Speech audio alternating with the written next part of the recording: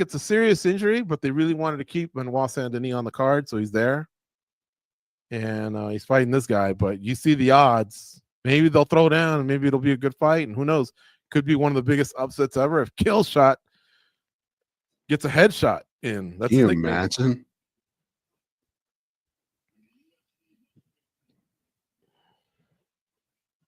Let me give you guys some other scores.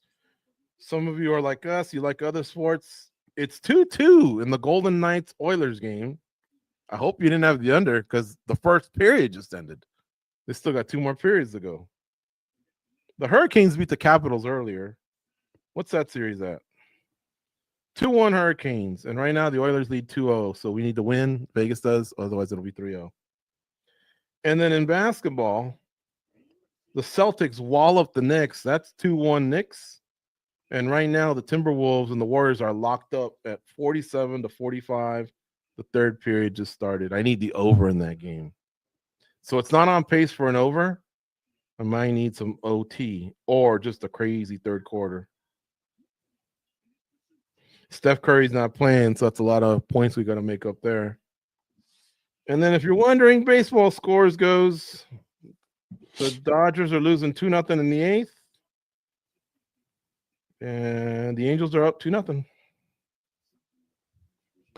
Mm-hmm. What are the Giants doing? Oh, they lost 2-1.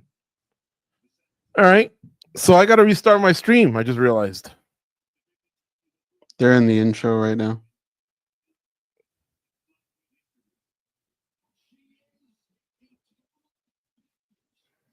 It's always faster if I just do it this way. ESPN Plus.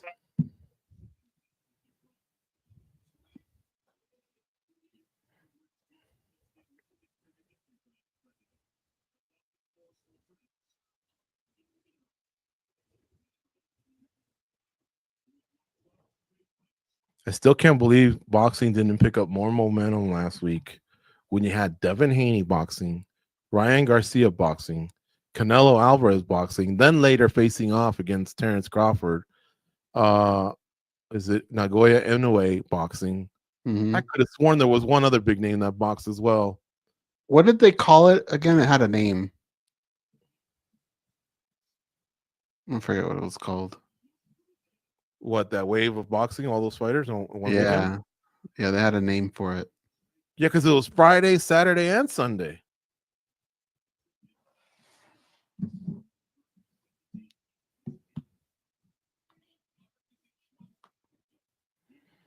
And now Dana, as part of TKO with their boxing, which they haven't formally named, he's got to help promote a boxing match at the Allegiant Stadium where he doesn't want to hold a show for his own promotion. He's still mad about that. I hate it. I hate it. You're the only motherfucker on the planet that hates it. Everybody else thinks it's awesome. And he went to WrestleMania and just had a good time, didn't he? Yeah. How's a man with that much promoting experience doesn't realize that what he's saying ain't adding up?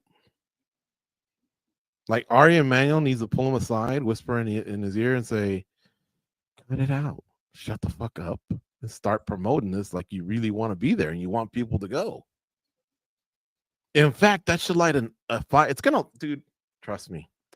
The UFC will be in that stadium because Dana White's now going to have the boxing thing happen and it's going to go off. What he might think, though, is empty seats. That's one thing I think that Dana White might be scared of is empty seats. Here's why I say that. Just block off the top like UNLV does.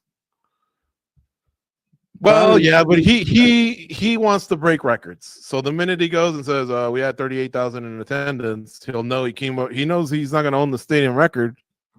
But the only way he can fill that up with MMA fans is he needs 70,000 MMA fans to show up. But a lot of MMA fans can't afford those tickets. I remember WrestleMania on day 2, you still had to pay at least $300 to get in, way up at the top. It was an event.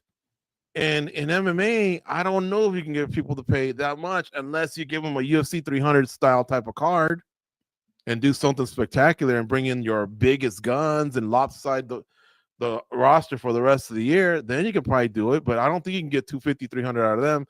So you might not get the gate record unless you overcharge the celebs and whoever comes and sits around, there, or the suites or who knows what. But you can still break the record. And I'm just wondering if he knows he can't get 70,000 people to pay a minimum of 300 to sit way up there. I'll go if it's $50. Yeah, lower it you a got little me. bit. All right, I want to be part of a world record, of an MMA event. Sure, here's my hundy. I'll skip the credential for the week or the watch along and just say, hey, I want to be part of this and go. Here's my 100 as a fan, no problem. Lower but 300? Nah, I'm not gonna do 300. We have the benefit of being a cool state. Like, people want to come to Las Vegas. There's other things to do. Utah, Arizona, California, it's easy to get in here. Who was it the other day that was there? Like Carol G or some shit like that, or Blackpink, where the stadium was completely packed and there were people outside dying to get in. You telling me we can't get that many fight fans? Like, just cut the cost a little bit, man. Nobody's saying, sell them for $10 or anything like that, but cut it down to 100 or 50 or 75 for the top. What it's gonna take? Foreign fighters. Foreign fighters that come from countries where the fans travel. So get Mexicans. I see Mexicans invade the T-Mobile on Cinco de Mayo and September 16th when a good Mexican fighter is leading the charge. They'll fill up. So you get some Mexicans on the card. The Irish travel well. The English travel well. The Filipinos used to travel immensely well for Manny Pacquiao, except we don't really have a Filipino star right now.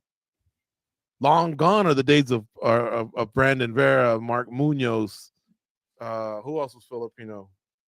I think I might believe Felipe Nova, I think was his name. I can't remember. So there's not too many of them, me. Who? Was that the next Anderson Silva? Oh my gosh, that? Maybe. What was that guy's name? Yeah. So yeah, and the Russians. They seem to come in big, waves for Makhachev and the boys. So that I could see help fill up a stadium, and they'll pay. They'll pay, but the American MMA fan, I don't know if they will. Dude, almost every weekend, not almost every weekend, but almost every game, the Raiders have a packed stadium. I don't know very many Raider fans where if you go, hey, did you see this fight? They go, ew, I'm watching football. Leave me alone. Dude, if they can pack that stadium, and that's a beatdown every week that the Raiders are taking, so they love that. We can definitely, come on, you got to be able to pack that, dude. Well, one thing's for sure, they're going to have to do a lot better promotion than now. Today's May 10th, and on June 28th, we still don't know who's headlining. A lot of it is determined tonight, under the assumption. Well, no, I shouldn't say that. If one of them involves Della Maddalena, he has to get out of there healthy and want to turn it around that quick. But I think that angle is, if Della Maddalena wins, then Islam Makhachev would move up to fight him. But I don't think they're suggesting it would be for this card. I think now you're left with names like Oliveira, Topuria, who knows. But this card that we're talking about, if we do it for next year, you got to do something where you promote it with a ton of anticipation. Like Jones versus Aspinall, fuck yeah, that stadium would sell, especially if you back it up with another title fight and a BMF, and then just some really, really good ranked fighters below it. Are you looking at that beard? Pavel? Who?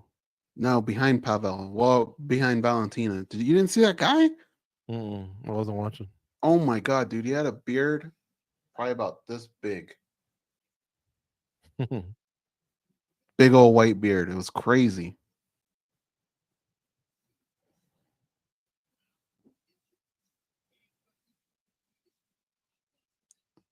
So it was part of her team, obviously. Yeah. I still got the stats up from that game. I think you had heard enough, though. The Redskin one? Yeah, they were they're listed as the Commanders here, but they weren't the Commanders back then, right? No, if anything, they could have been the Washington, but I don't think they were. I think that was The their football last. team. That might have actually been one of their last games as the Redskins. Adrian Peterson was on your team, Goze. Mm. But he ain't gonna get the ball when you're down 35-0. Wow.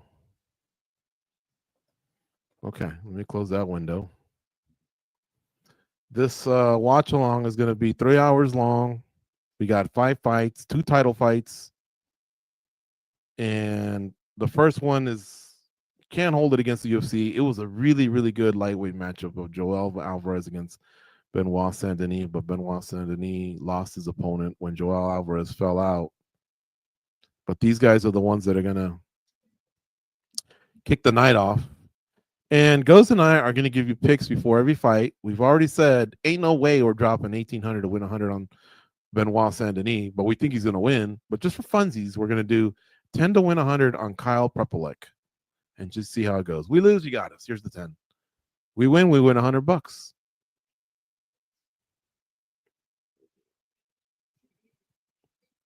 And we were having a good night. We've given you a lot of winners.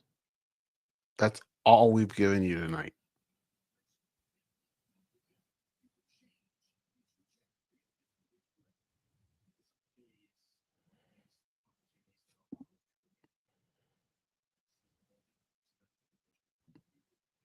Come on, kill shot. Oh, we got to make sure we sync up as well.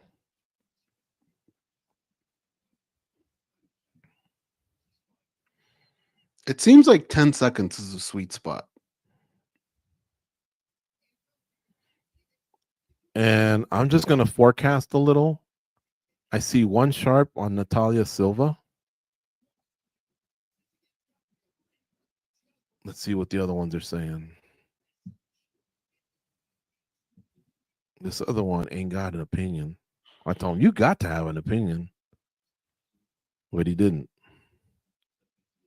He went 1-1 anyway. And then the other one, what's he saying? He likes Silva to win and the over. But I think that's the over that was high. So just stick to Silva. Do we know Silva's odds? I can get them. Yeah, get them to me right quick. Silva is minus 250.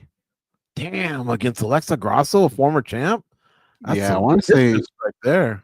I think it was a little less earlier. I want to say it was 230. Is it me or is that disrespect? A little. The problem is when Alexa Grasso doesn't look, when she doesn't win, she doesn't look very good. And then when the interview shows go, tonight wasn't my night. Next time I'll be better. Like there's no passion. Mm-hmm. So it leads you to believe that you're just as good whether you win or lose. Like you don't take this as serious as me. And I'm the fan betting on your ass.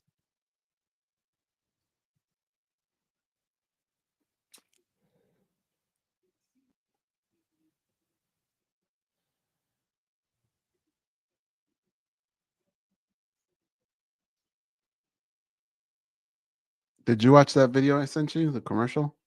No, I How didn't. ridiculous it is. No, because I figure I got to put the volume up and all that. Unless you really want me to check it out, I'll back away in between fights and then go watch it on my phone. Now, whenever you go take a piss, but I'm actually laughing with DJ right now about that because the budget for that commercial was more than the budget for the movie Rocky.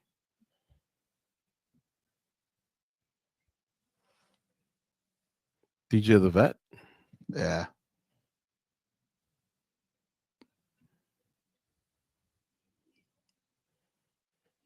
All right, Kyle's in.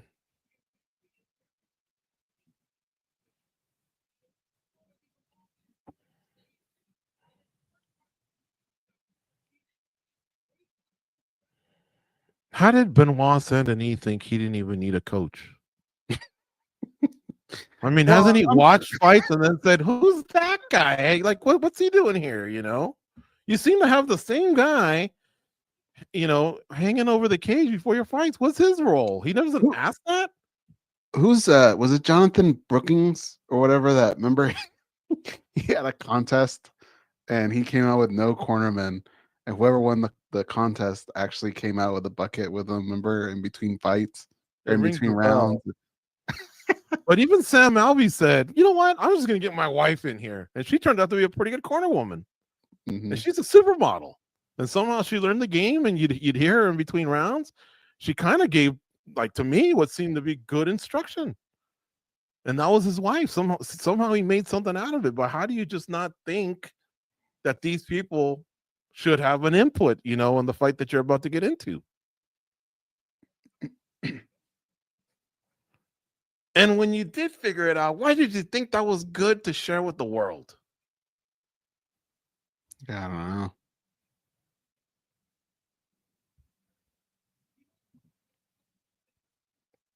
He might as well have said, "I didn't know you can't be drunk when you get behind the wheel of a car, man. I've been doing that all my life. I only recently stopped."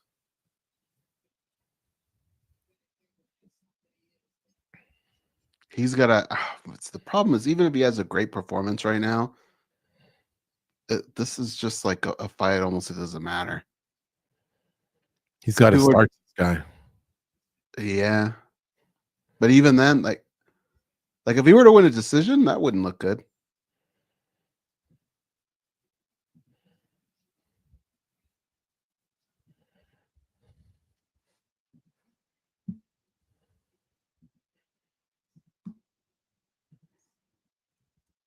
Did you see Kyle fumbling for his mouthpiece?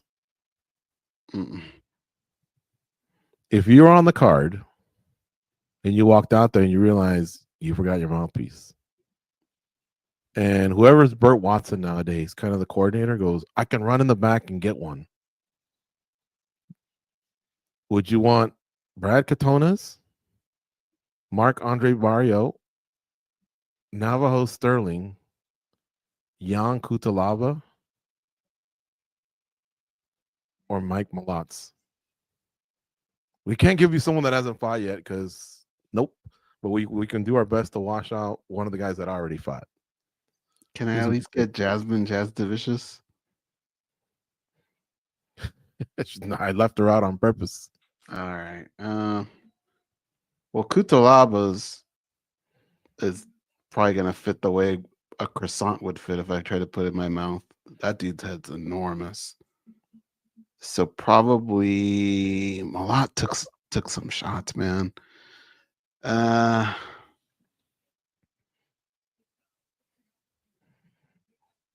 you remember what round Brad Katona got KO'd in? That was the first. I think give me Katona. He does look like a clean guy, though, right? Like the right. Flosses every night and his hair's. Would tight. you rather take Katonas, but they go, well, we washed it out. We rinsed it with water, but it's Katonas. Or Jasmine's, but we haven't had a chance to wash it out. They washed it out with water. Or Jasmine's. Well, we haven't had a chance to. No. I think I'd still rather have a girl's mouthpiece.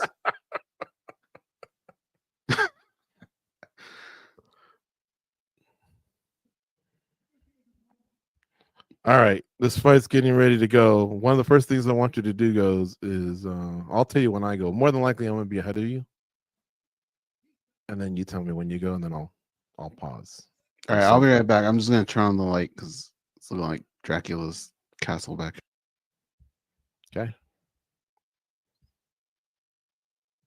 Chrissy Blair is one of the Octagon girls. Jenny Andrade is the second one. I guess there's only two. Jenny Andrade cannot work in the United States. You need a work visa, but you'll see her in Abu Dhabi, Australia, and Canada.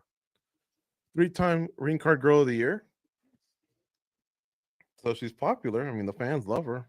Great friend of the show, but she just can't work in the United States. She can come and just be a visitor. ESD gets the takedown. 20 seconds in, he's on top next to the cage. He's kind of in a half guard position. Looks like he wants to get into a side control spot, maybe. At least that's the way he's trying to align the body. But Prepolec is hanging on to a guard there. Now he gets us back to the fence and he's getting up. And BSD's trying to get behind him. He does have one leg in as a hook, but he can't get behind him because Prepolec's back is against the cage right now. He's on one knee and he wants to get up. But there's no striking going on, nothing going on. It's just them basically locked up against the cage.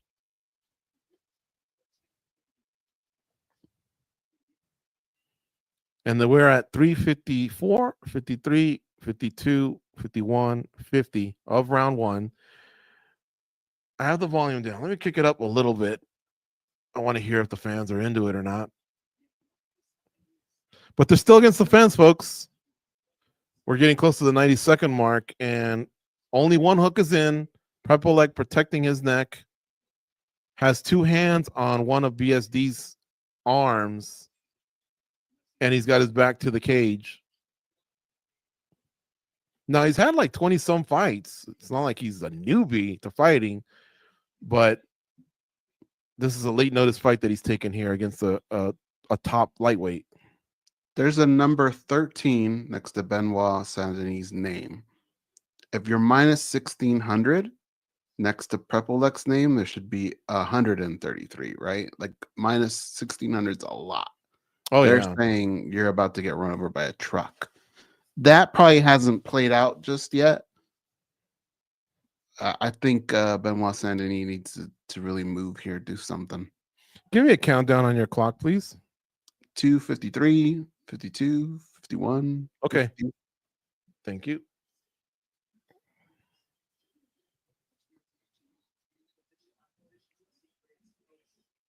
Fans are booing now. Yeah. This should be a whitewash.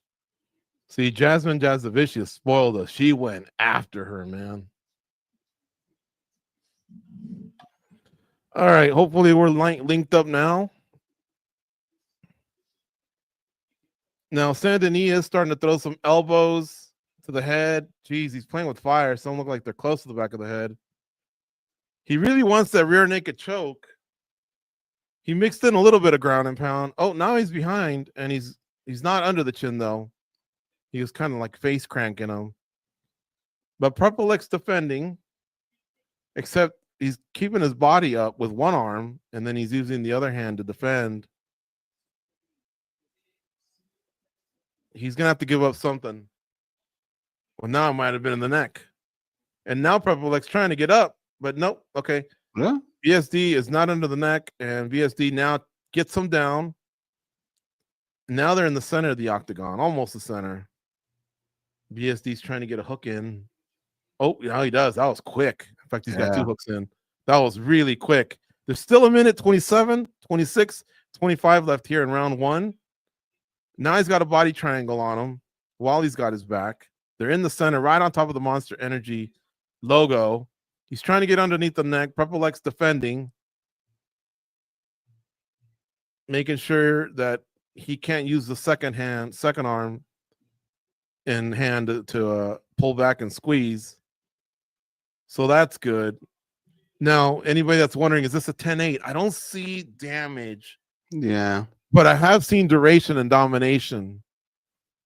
So let me tell you, and I do this every pay-per-view, and I don't mind doing it again. The 3Ds, dominance, duration, and damage. If two of the three are present, you may consider a 10-8. And they strongly want you to consider a 10-8. However, if damage is one of the 2Ds, they really want you to give a 10-8. Now, damage hasn't been part of the 2Ds here, although BSD started to pick it up a little bit, but not anything that was worthwhile. But he did get duration and dominance. If you were to look at it from like 1 to 100, right, 100%, as far as damage goes, I say he's probably somewhere at like 60-something to 70 range before you would give that 10-8. He didn't do that much damage. The fight finished with him on top. Prepolec was standing up. he did look like he wanted to get a choke in there. But there was like only a few seconds left, and Prepolec turned his neck, so he wasn't really in any precarious situations. But again, that was a long time, a lot of duration, and a lot of dominance. Now, here's the thing. Earlier today, I saw a very notable judge, a judge that I do see him pop up from time to time, and then a name I didn't recognize. So depending, you might see a 10-8 here. Let's remember to circle back, and if I can get a copy of the judges' scorecards before the night's over, even if it ends in a finish, we'll see. I bet you one of the judges gave him a 10-8, but I have a feeling Sal D'Amato or one of the regular ones like Chris Lee, Ron McCarthy, Junipero Camijo, I don't think they would have given it a 10-8 because the damage just wasn't there. So you're not told to put it. You may consider it, but consider it strongly if damage was involved. So what does that mean? Let's say there wasn't duration. Let's say I got on top of you with only a minute to go, but I bludgeoned you, right? So I damaged you and I dominated you, but it was only for a minute.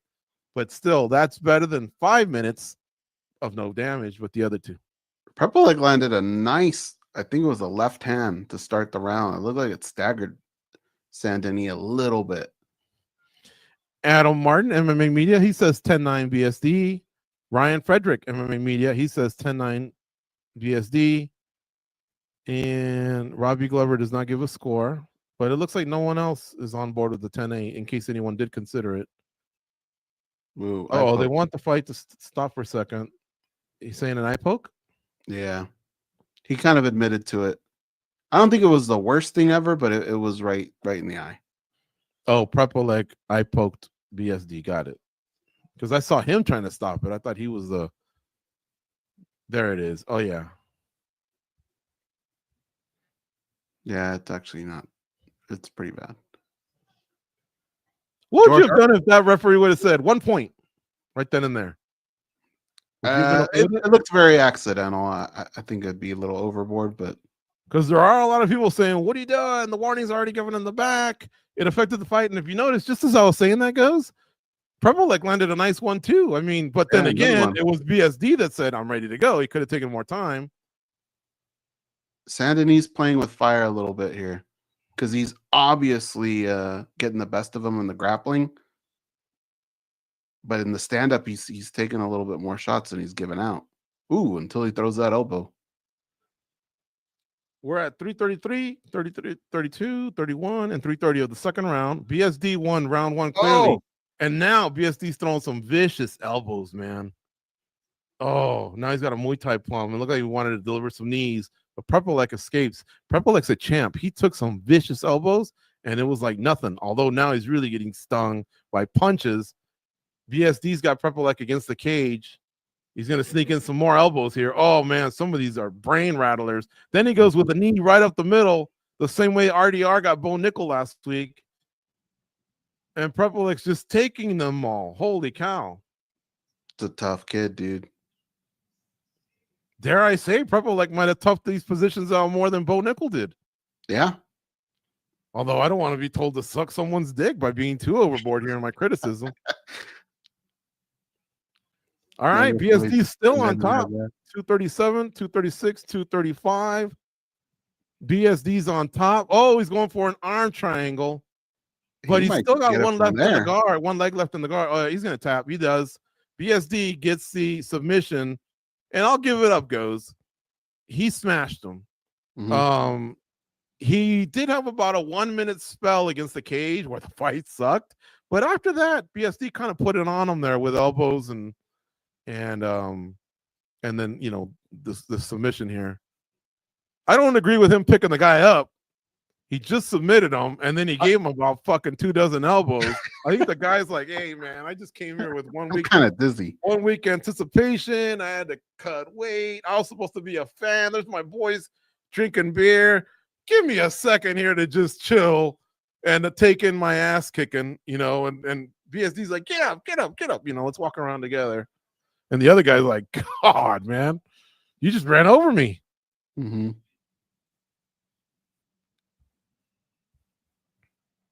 They're showing the replays right now. I mean,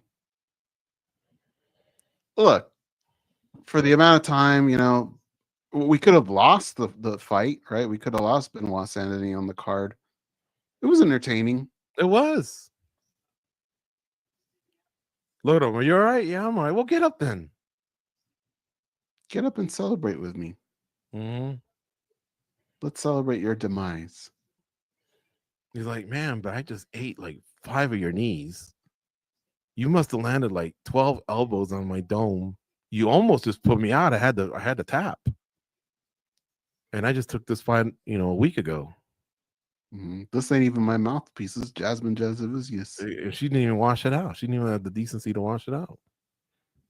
It was between him and Katonas.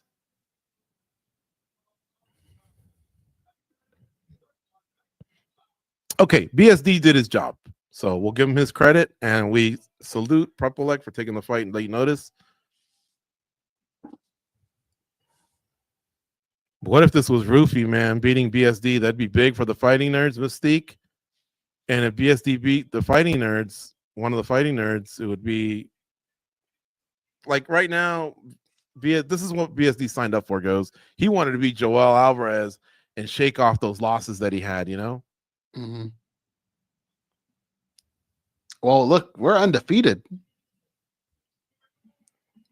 Now, granted, who's going to really celebrate minus 1,600?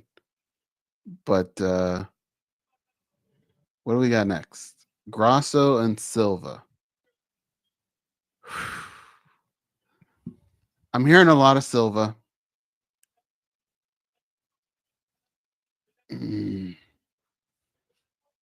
I don't think Silva should be minus 250, though. Me neither. Oh, he's telling him to speak in English. Where's Derek? Derek Kronig. He speaks French. I could have sworn I saw him there this week. Never know. Derek was well on his way to being the best translator in mixed martial arts, and then this Fabiano guy showed up out of nowhere about 10 years ago, and he just blown it out of the water, man. He's really, really good. But I believe he struggles with French, whereas Derek knows French. This would have been Derek's time to shine.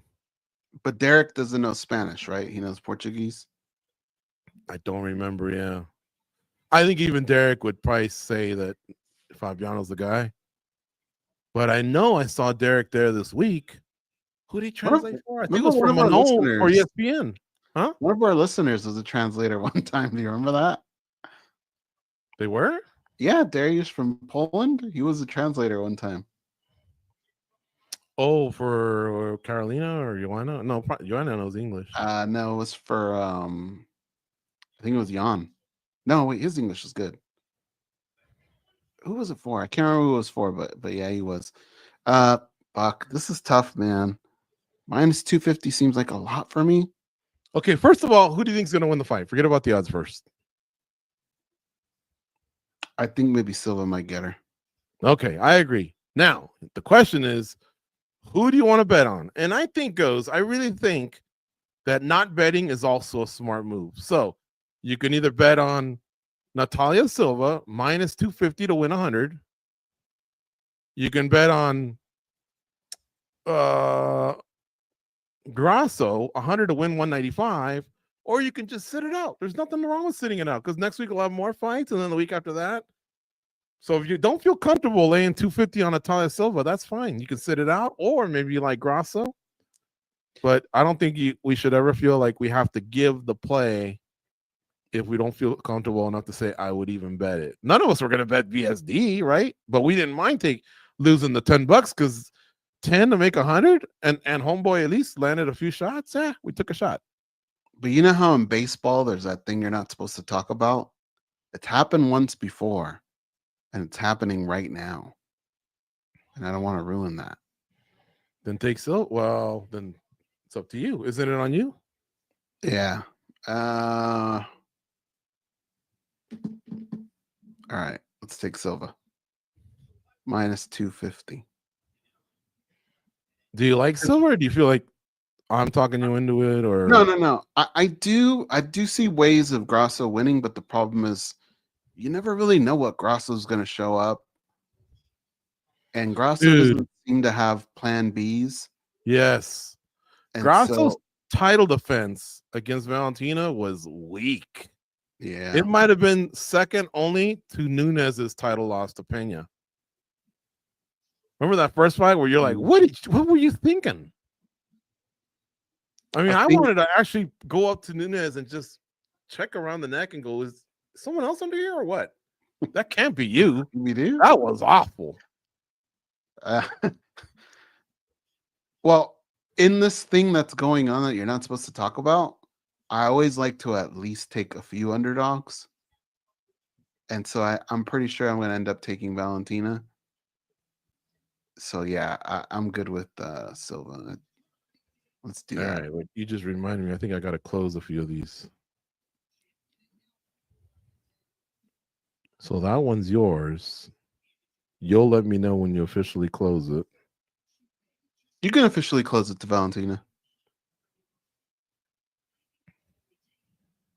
Okay.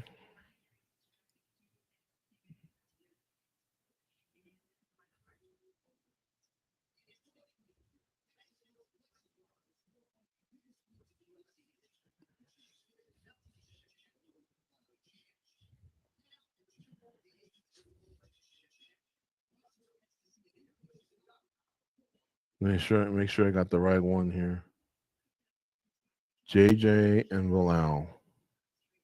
That's Goze.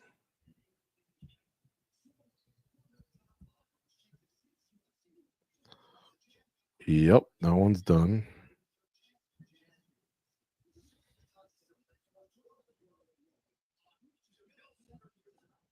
I think Natalia Silva is just too explosive, too quick for her.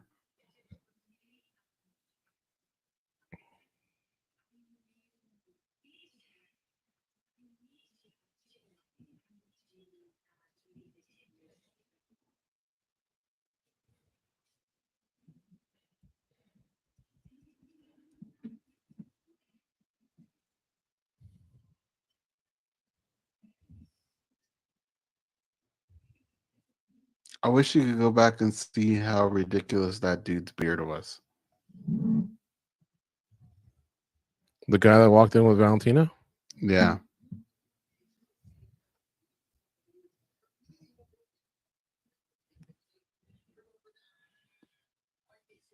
I think a legit question to that guy is, have you ever shaven in your life? Like, did you start this when you were 12 and never looked back? I mean, it Was it thick or long or both?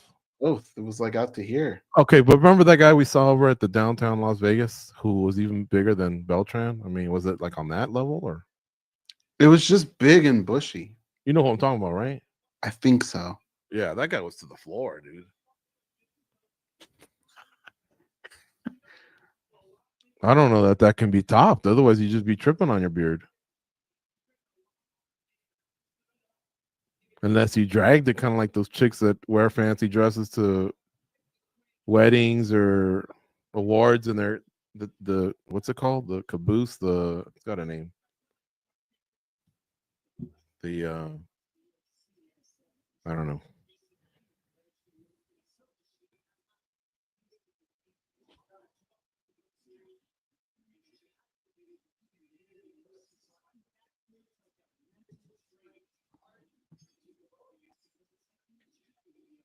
Do you miss Joe Rogan, or do you like having Dominic Cruz there?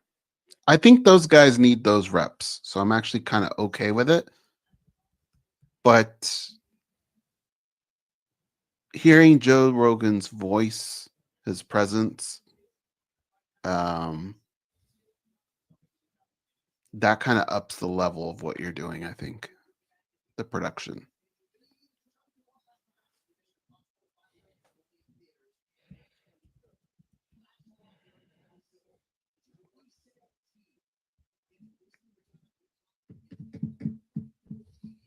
This might be the fight that Natalia Silva needs, though.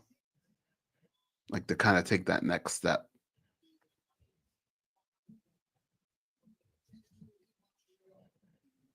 See that stretch she just did? Natalia Silva? Yeah. If I did that, that would be the end of me. Why is that? I would pull a groin or a hamstring or something, dude. I gotta work my way to that.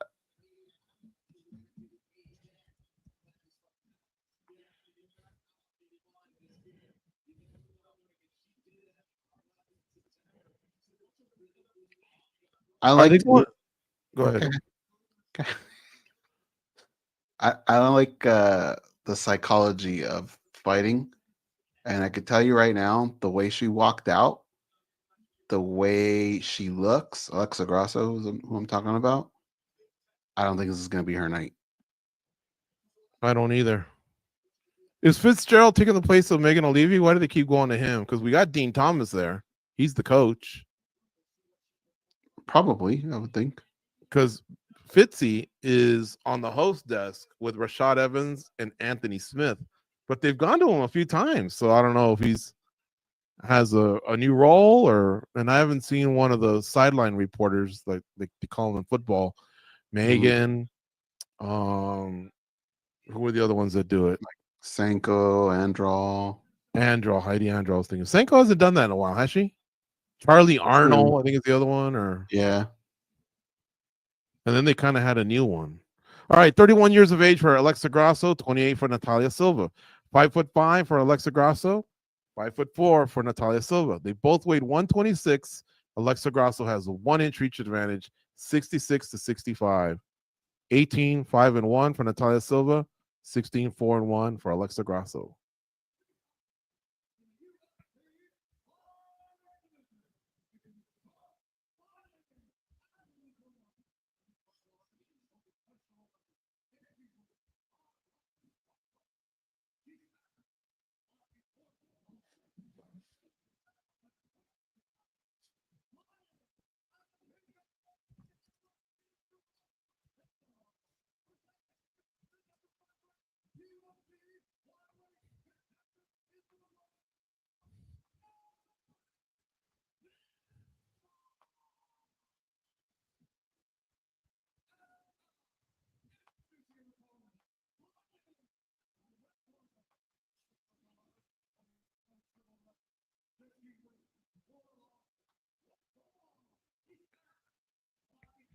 Paul Hughes won earlier today. Yeah, that was quick, huh? Less than a minute.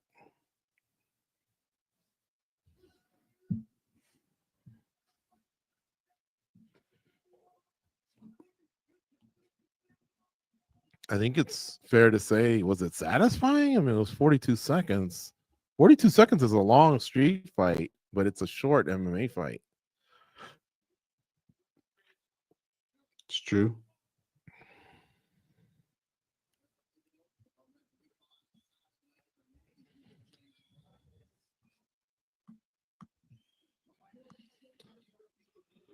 All right, let's see. This one's a little bit more competitive here than that first one.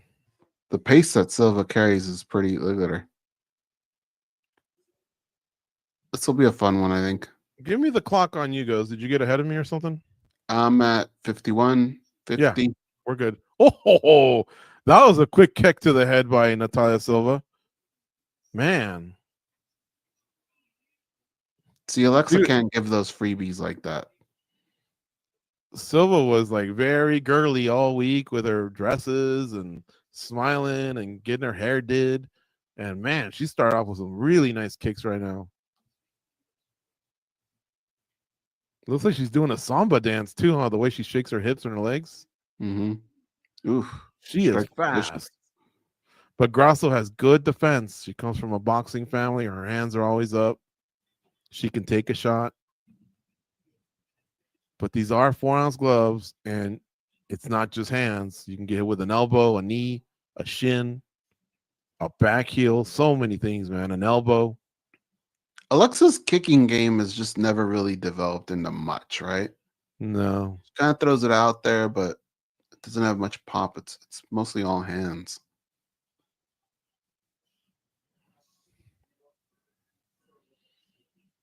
That was one of the biggest shockers to me, was that when she beat Valentina, she beat her with wrestling and jiu-jitsu. Perfectly timed takedown, and then just took her back and went to work. That was impressive, man. Mm-hmm. for someone that started with just hands in this sport. Silva lands another calf kick. 3:15 left here in round one. Not too much action, but yeah, of the two, it's Silva throwing kicks. They just exchanged left hooks. I love the way Alexa Grasso throws her jab. I love the way she does it, but sometimes she doesn't put anything behind it. You can't just kind of come in like that. She'll make you pay after a while. And have you noticed if Alexa doesn't get going, she kind of gets like lost in space. It looks like she's in a fog. It looks like it's hard to talk to her and wake her up, and I don't know.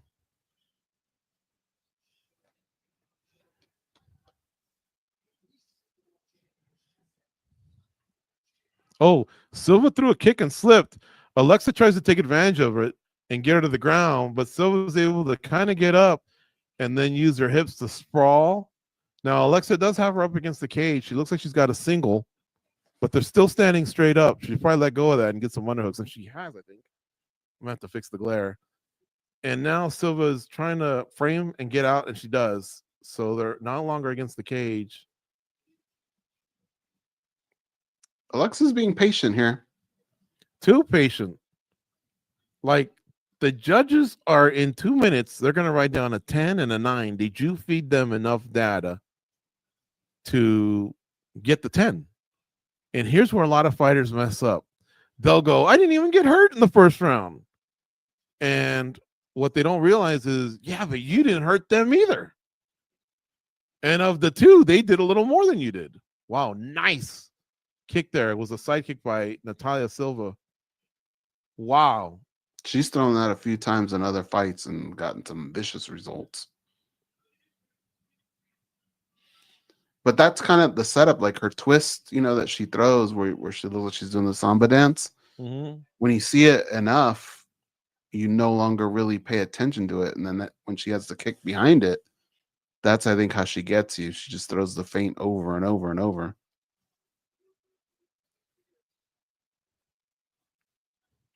Oh, David Loazo, who's in the crowd, he had a good one of those.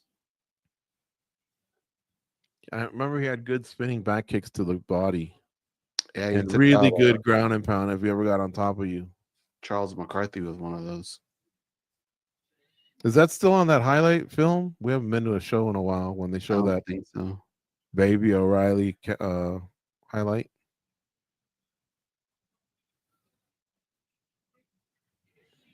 Oh, another set of kicks there by Natalia Silva. First, she went low with her right, and then she did like a spinning heel kick to the head. It missed, but it was just so impressive the way you can get up there, man. She almost went too high. I have Silva winning this round. I think it's rightfully so, but also because Alexa's just not throwing enough. Like I really think if Alexa threw a little bit more, it'd be a lot closer. She's not letting go. And in a 3-round fight, you can't just give rounds away.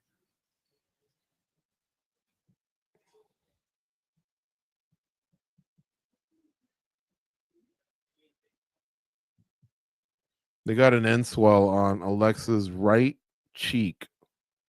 Doesn't look like it's too bad. Probably more of a precaution. She's standing. She's electing to stand. Natalia Silva's on her stool. Now she sat down. I'm looking at them, and Silva's got a lot of activity, so she's kind of breathing a little bit. Alexa seems like she's in real good shape and very calm. But again, I think that's just giving away a 10-9.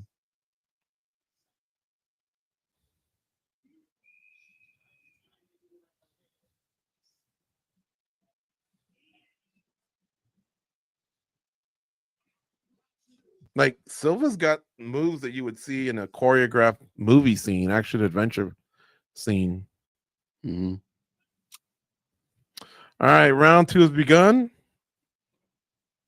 It didn't look like to me like Grasso's corner really said too much to her, although she has closed the distance and she's trying to use footwork to kind of box in Natalia Silva. They both move very, very well, though.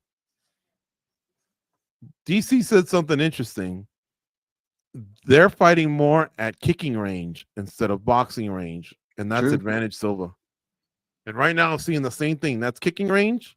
In fact, they both just threw kicks, but it's going to be hard for Grasso to get punching in unless she gets in a little closer. Oh, that head kick landed. Partially blocked, but it still hit. Did it cut open her face? I thought I saw something. It kind of hit her back by the ear. Alexa Grasso's got to put her foot on the gas, man. She's got to do something.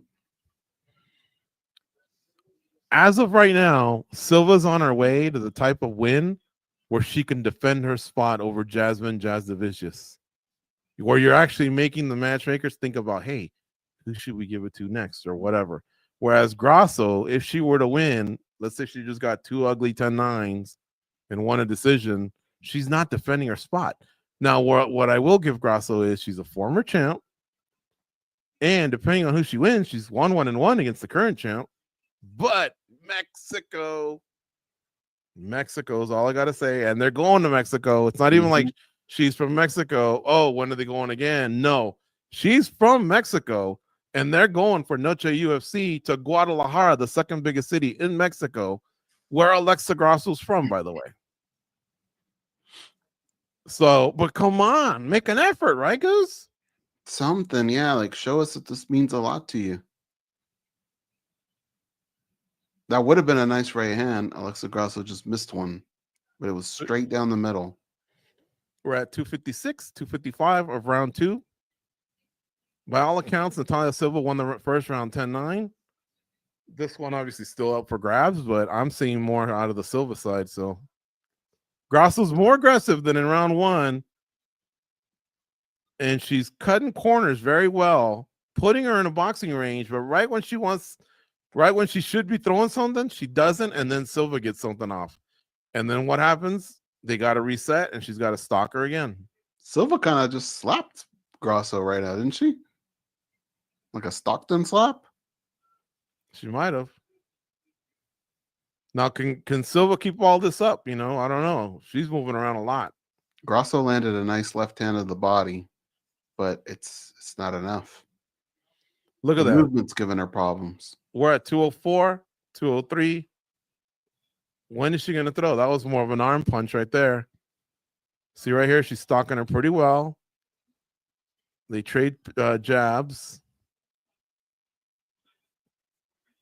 And right when there was a moment, Silva took advantage of it. It's like she's a little gun shy, like half a second behind her opponent. That was a lazy leg kick there by Alexa Grasso. I think it comes out lazy because this girl's got so much movement and she can't really get a beat on where she's going to be.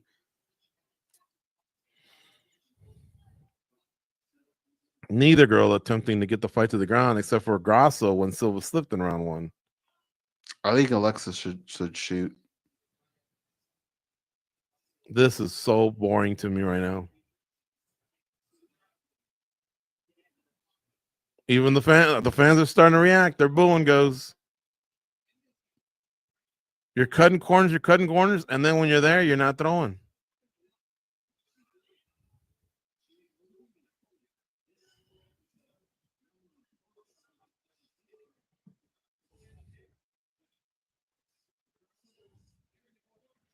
"47 seconds left."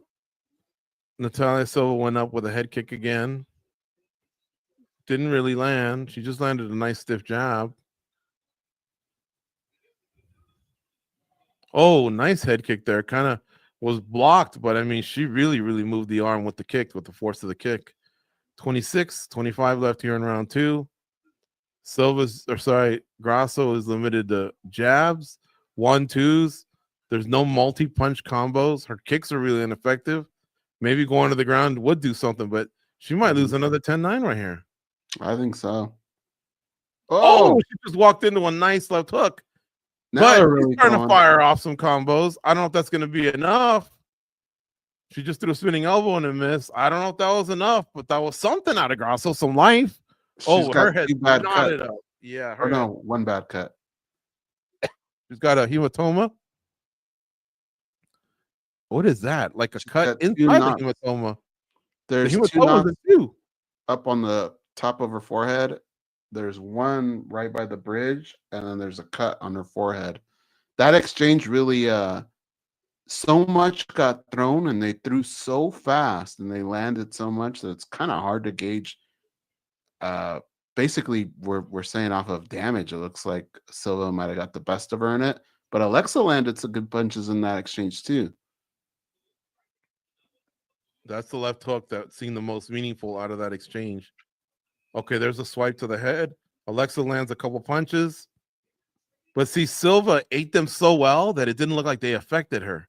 Mm-hmm. Whereas when Silva did swat at her head, I don't know if it was the hair or what, it looked like it affected Grasso more. Alexa had to take that chance, though. She had to do something. But she had to do it earlier because I don't think that was enough to get her the 10-9, do you? No, not at all. I mean, with 10 seconds left, when you explode then, you better wobble somebody. Then you might change the judge's mind. But for 4 minutes and 50 seconds, you haven't been winning the round. I think she's got to go for the finish. I think so too. Natalia Silva has such a nice extension of her punches, and then she gets out so quick. And she's got a nice check hook. I think that's what Dominic Cruz was just saying. It might be too late to do what Alexa's trying to do right now, unless she's confident that she can get the submission. But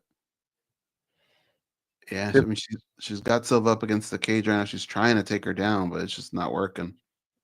Alexa's probably got some of the best fundamentals of boxing, but she's trying to apply those to MMA, and it's not going to work, man, because there's so many things you got to deal with. It's not just hands. Natalia Silva's throwing these winging left hooks that happen to be landing at times. Mm-hmm. And her opponent's legs are fresh. Alexa doesn't really throw kicks. She's not chopping your legs down or nothing. So it's hard for her to cut the cage off. She's not. This girl's super fresh. Like, look at it. There's 3:27 left in the third round. She's still bouncing around like a little rabbit. I mean, yeah, she's going to look back at this and be upset. But shouldn't she have been upset over that horrific title defense against Valentina at Noche? That was horrific. That should have been your wake-up call. Like the way Jose Aldo was talking this week about how disgusted he was with the Bautista fight. He was saying, I don't even want to look at it. He goes, I owe the fans one. They pay me good money to perform, and I didn't perform. There was a big left. Oh, nice left from Alexa Grasso. We've yet to see anything from him, but Grasso's, well, now she's fighting a little better. Yeah, now she's throwing good shots. She's landed some good ones, but so's Natalia Silva with 2:40 left here in round 3. Silva still has gas left in the tank because she moves around a lot, man. A lot of lateral movement. She likes to go along that warning track. She doesn't get up against the fence, but she moves around a lot. She's just not a stationary target. And she can crack, man. She is fast.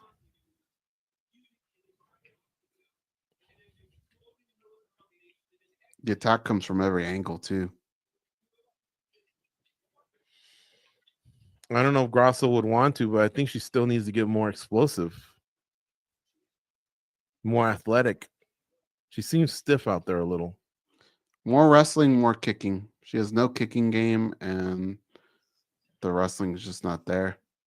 It's all hands.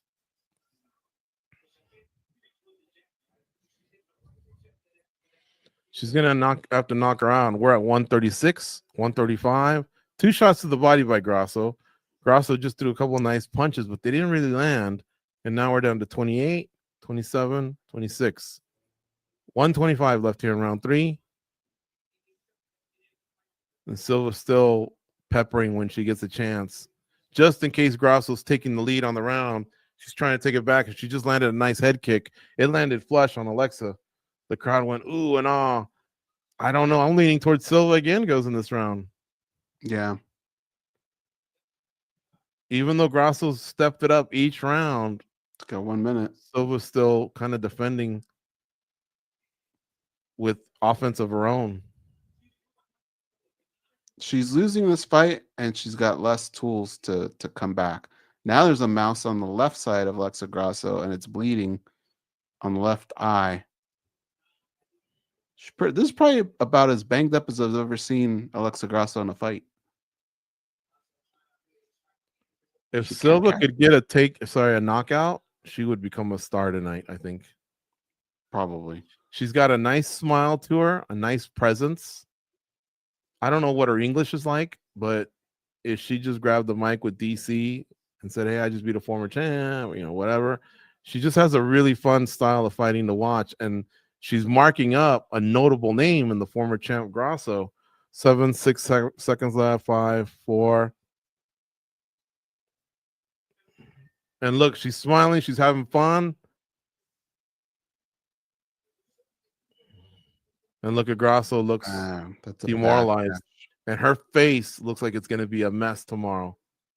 I don't think it'll be Joanna-esque like Zhang Weili and Jędrzejczyk won, but she's got some lumps on her face.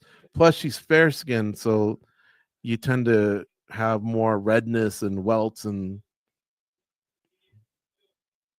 is that the same kick from round one? Wow. Yeah, that's at the end of round two. Look at that one. Like, nice head kick there. Let's see what her face looks like.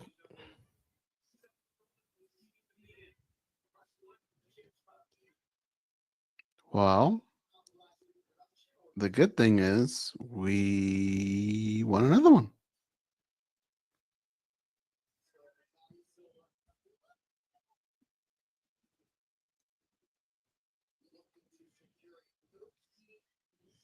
Yeah, look at Grasso's face goes. It's banged up, man. That welt's getting even bigger. She can fight in Guadalajara. Oh, I got scared there. I thought someone handed her own gloves, but it's a monster drink. She can fight in Guadalajara, but it ain't going to be a top name.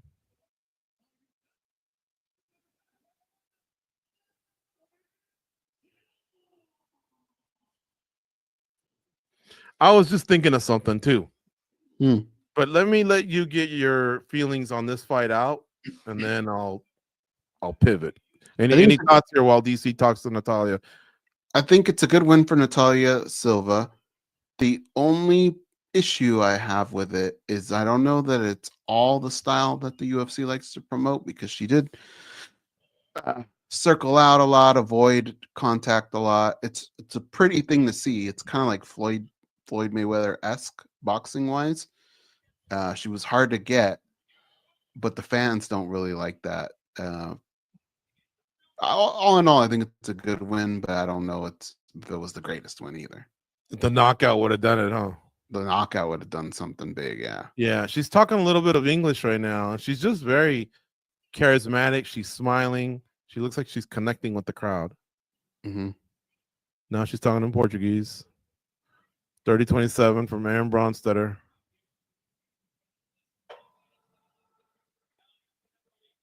UFC in Espanol giving her props. Mike Bisping giving her props. Jazz the Vicious just looked more impressive than Silva did. Yeah. She's got to win over Jasmine, though, doesn't she? Yes. Thank you for saying that. You're right. I do remember that.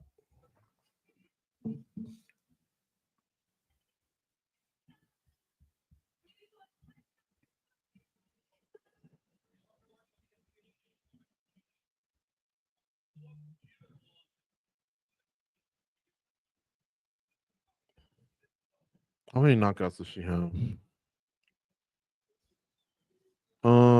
She's 19-5-1. She's 28. That's now, oh God, in a row. 1, 2, 3, 4, 5, 6, 7, 8, 9, 10, 11, 12, 13 in a row goes. In the UFC, that's 1, 2, 3, 4, 5, 6, 7 in a row. She's beaten Grasso, former flyweight champ, Andrade, former strawweight champ, Vivian Araujo, Andrea Lee, and Jazz the Vicious in 2022, about It's impressive. just under 3 years ago. That is very impressive. So her five losses came in early. In fact, one of them was to Marina Rodriguez in 2017 when both gals weren't even in the UFC. She lost 3 of her first 4 fights, Goze. So she was 1-3 at one point. One could easily say, are you sure you want to do this? You're 1-3. In fact, well, no, it just says loss. But I could see that one of them, she got finished. Now, in these wins that she's had some punches and head kicks, spinning back kick, arm bar, arm lock. So there's been some finishes, but there's been a run of decisions too. Anyway, okay. Here's what I wanted to say. This Lobo gym in Guadalajara, or were you gonna say something? Can I just get the pick in real quick so we get that out of the way? Yeah, do that. It's gonna be easy for me. Look, I know he didn't make weight, but he's still Jose Aldo, and Zahabi. His wins just aren't as impressive to me. So I'm still going with the old dog. I'm going with Jose Aldo. He's minus 185. That's my play. All right, go ahead. Okay. Remember when Ketlin Vera fought for the title? She just didn't have much. And Grasso, when she lost the title, didn't have much. In fact, I thought she lost the second Valentina Shevchenko fight. But she got a 10-8 from Mike Bell, and it caused the draw, so she held on to her belt. Didn't look good now, and now John Anik's announcing something. Hall of Fame.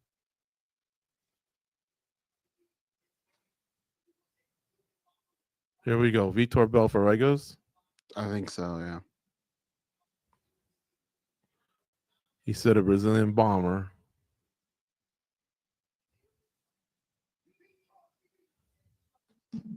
Well deserved. And a lot of this has to do with that early run he had, folks. It was incredible.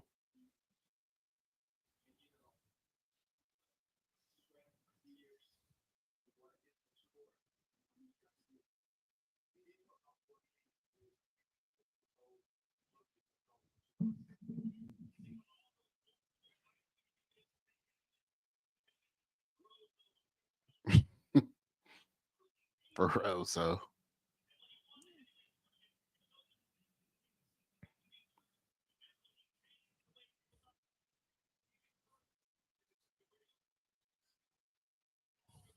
That was at heavyweight, folks. He finished up as a middleweight.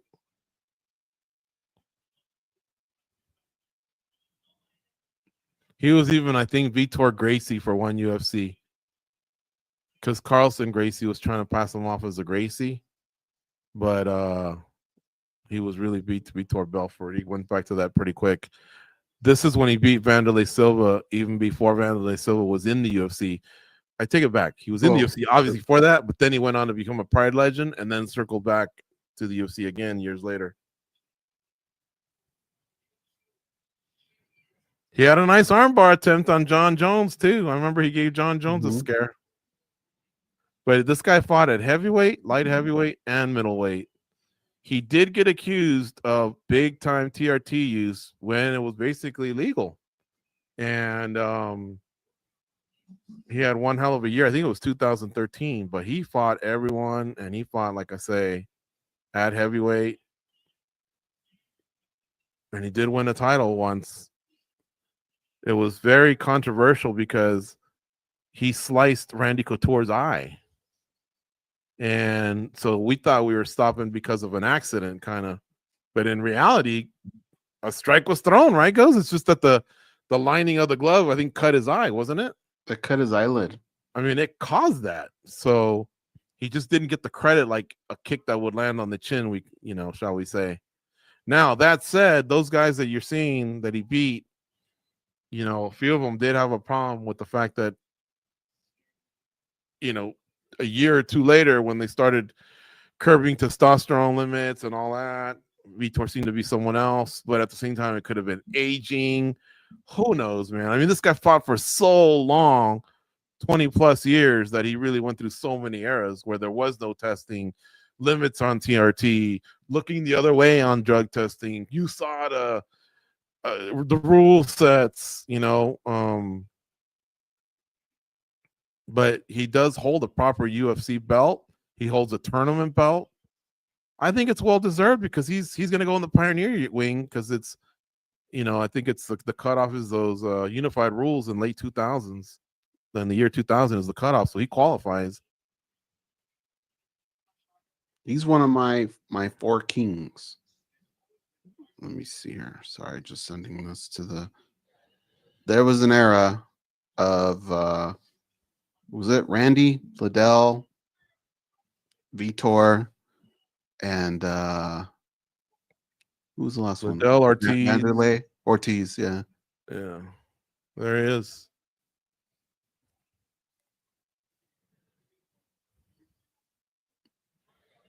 His son, by the way, I think is a college quarterback. His name's Davi. Looks like Davy. But it's Davi Belfort. In fact, I'll look it up. They should have done it for him in fucking Miami. They're just in Miami. Goes, the guy lives in South Florida.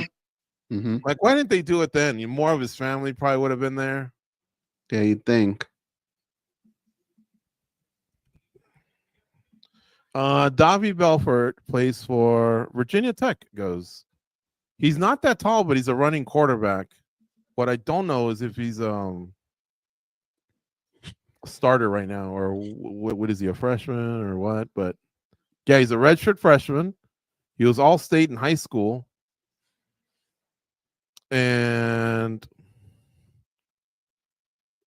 ranked number 7 dual threat quarterback by ESPN. So he's at Virginia Tech. He's a Hokie. I saw him and Vitor about 5 years ago because my godson Logan was one of the top dogs. He was like a senior at a 7-7 tournament, and this kid was a freshman, I think. And he wanted to take a picture with Logan because he thought, "Oh my God, this is the dude right here." He plays in the Trinity League, and he's obviously a big guy with a cannon arm, and so Davi was even shorter at the time, but you could tell, man, he had some wheels and he had some talents. So I kind of kept tracking him, and I could see him obviously junior, senior, and then he started getting some good schools that were going after him. But it looks like he settled on Virginia Tech. I don't know if he's going to compete or what he's going to do this year, but good school. Yeah. Okay. We're turning in what? What'd you turn in? Aldo? Yeah. Okay.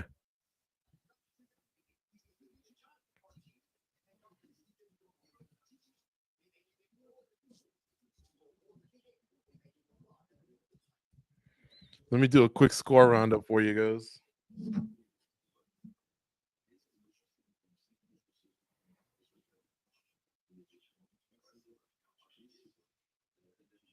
The Dodgers lost 3-0. That's no bueno. The Vegas Golden Knights are winning 3-2 with 12 minutes left in the third period. And in hoops, it's 96-89. Timberwolves over the Warriors with 1:13 left. I don't think that's going to get to the over, which kind of messes me up a little. But the Wolves winning will be good. Again, no Steph Curry for the Warriors, but they did win a game without Steph Curry playing 3 quarters, so they're not,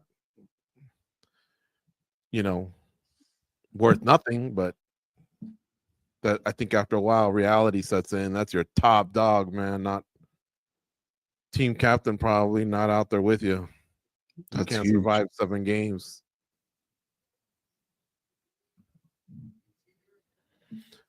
Oh, let's see if Melgar one goes. I think they're playing right now.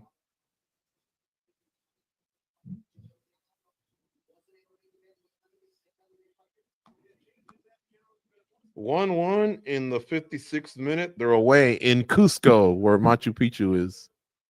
1-1. The Philadelphia Phillies. I needed them. What did they do? Man, that's a G of a corner right there. George St. Pierre in his corner, along with his brother, who's already a legend. Great coach. You think you should have just told that other kid, hey, that dude in the middle, why don't Uh-huh. you sit this one out, man? I'm gonna get Roy to Uh-huh. round out the team here. I don't think the other guy could take offense, right? I mean, unless he was the best man at Nah. the wedding or something like that. If I were him, I'd be standing behind someone or something.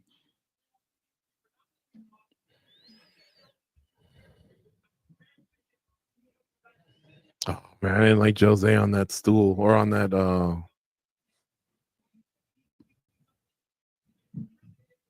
what you call it, the scale. That commission guy looks like he needs to be on a stool. Is Jose Aldo yet out there yet or not yet? Not Who walked yet. out first?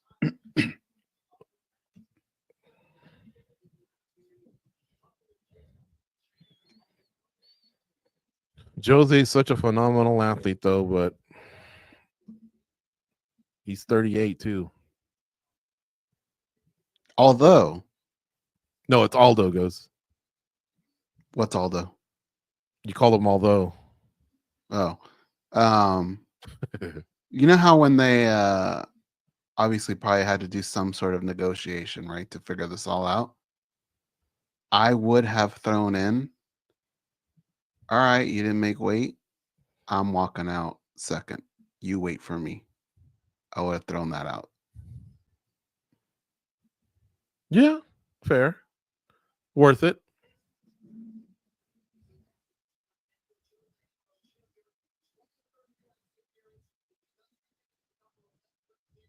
It'd come right at the end, too. And one more thing, Hunter. He waits for me.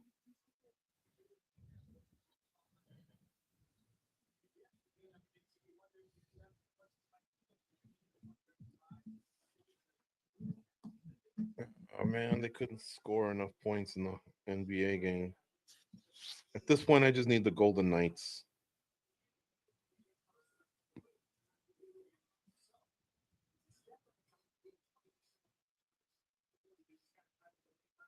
Because if they go down 3-0, that's it. That's curtains. Yeah. And there's still 11 minutes left.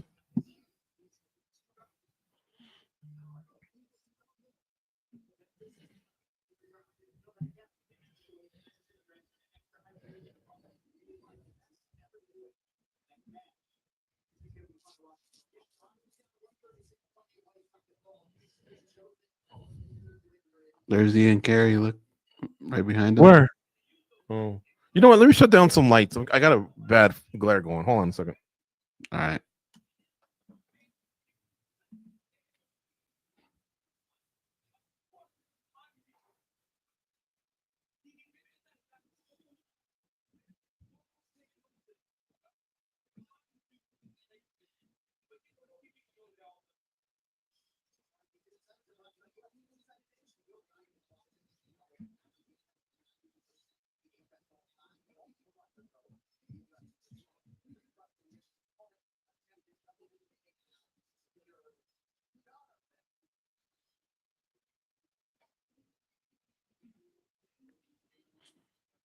All right, both men are in the cage. Bruce Buffer's about to announce their names. 38 of age for Aldo, 37 for Zahabi, 5'7 Aldo, 5'8 Zahabi, 143, 142. That don't matter no more. 70-inch reach for Aldo, 68.5 for Zahabi. That line closed at minus 190, by the way, on Jose Aldo. I could have sworn when we did the preview show it was a little lower. I thought it was 160, something like that.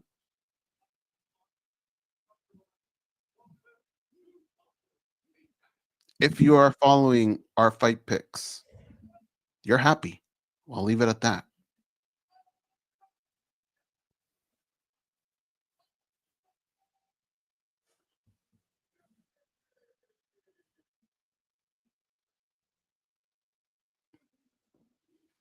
Oh, I missed that total by 1 point. Jeez. That sucks. But now we're down to 9:55 left in the third, and the Vegas Golden Knights are still hanging to a 3-2 lead.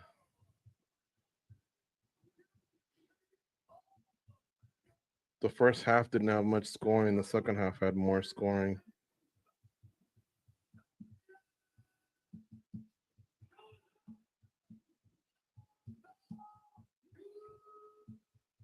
One of these fools probably went like John Starks 0 for 11 or something like that. I can't hate on Jimmy Butler. He had 33. Draymond Green helped out with 2. Buddy Hield, he had 14. He's been on fire.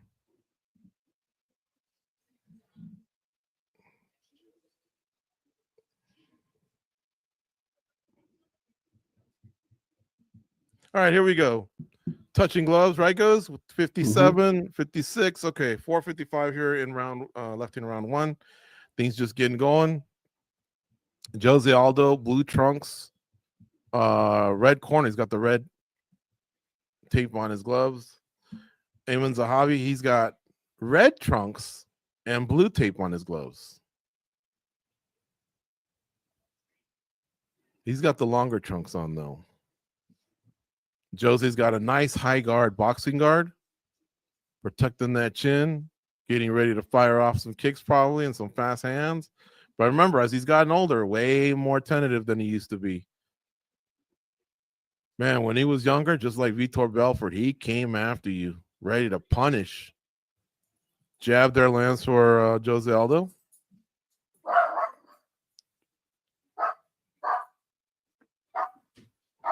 That's our dog. He wants more action in the fight. Mm-hmm. All right, a minute's gone by. Not much going on. Jose Aldo throws a kick to the body that Ayman Zahabi blocks.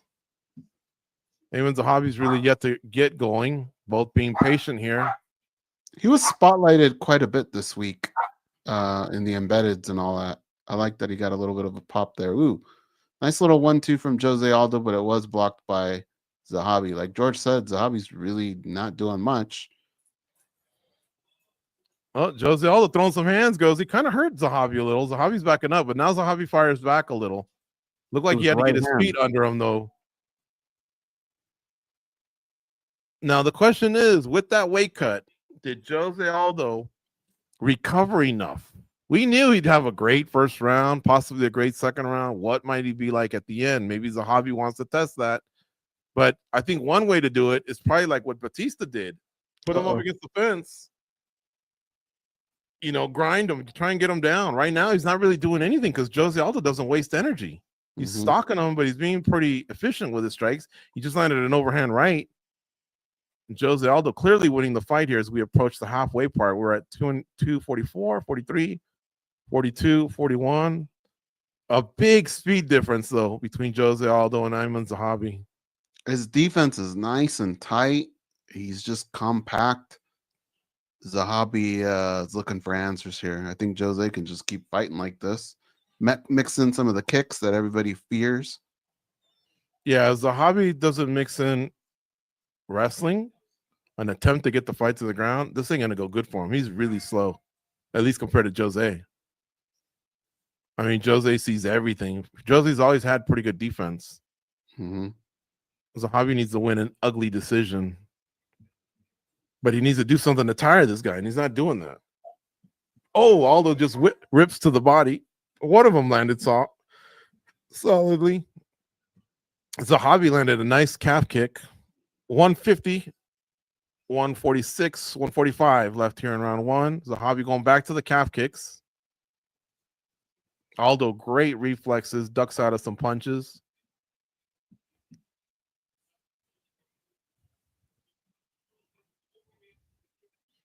I mean, who mimicked Aldo in that TriStar gym? This is some incredible speed still that Aldo has at 38. Yeah. He kicks to the body, kind of kicked him in the butt.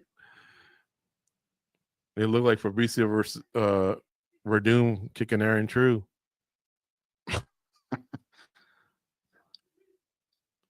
Yeah, that jacked up his hip for a long time. I wouldn't be shocked, man. He kicked him right where the wallet goes.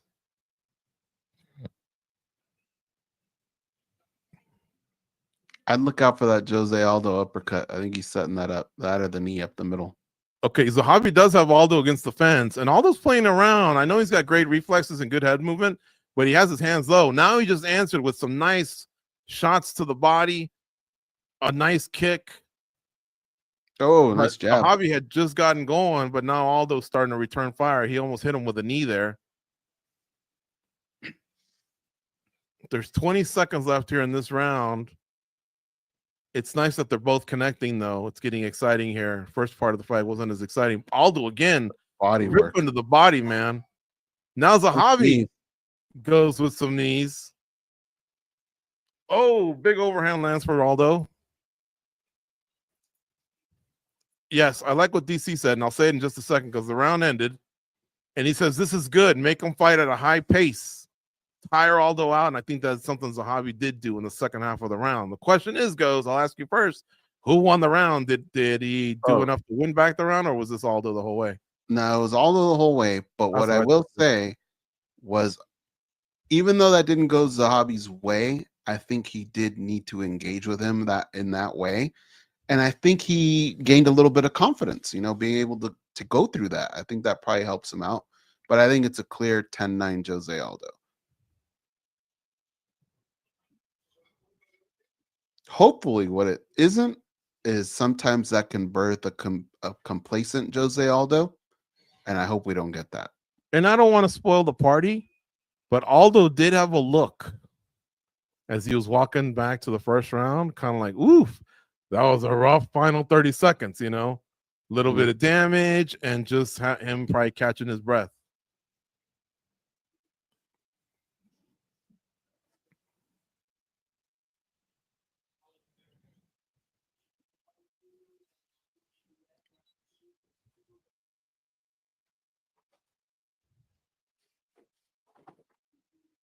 Oh, nice knee there by Zahabi. He's more aggressive sure. now. He's got more confidence. And he's looking a little bit faster than he did early on. He looked really slow. Not as fast as Jose, but certainly faster than he looked early on.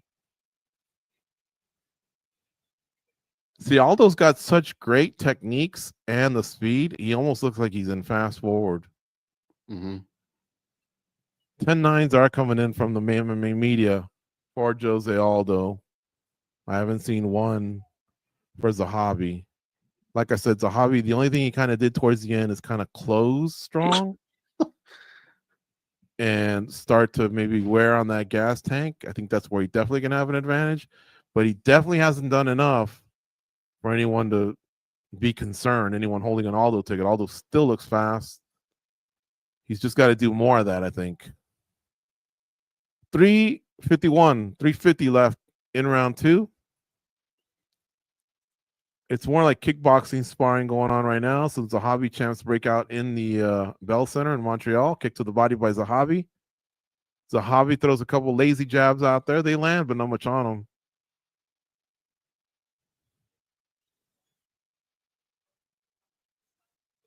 Zahabi throws out another lazy low kick. Jose Aldo defends himself with a couple jabs as he was backing up. A nice left hook he sneaks in as well. Oh, a couple nice punches from Aldo, but I think I'm seeing his hands slow down a little. He doesn't stop going to the body, but he missed on that. But it's a nice hook to the body that he throws, Aldo.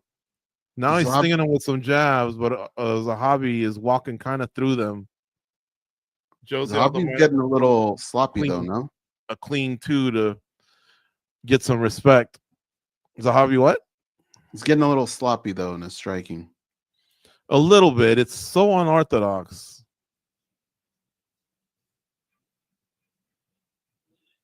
Aldo definitely has a striking advantage in every round. He just puts more out there. Gotten away from his kicking a little bit, which happens from time to time with him. Overhand right there lands for Aldo. 225, 224, 223 left in round 2. This is a pivotal round. If Aldo gets this round, Zahabi will need a knockout in round 3.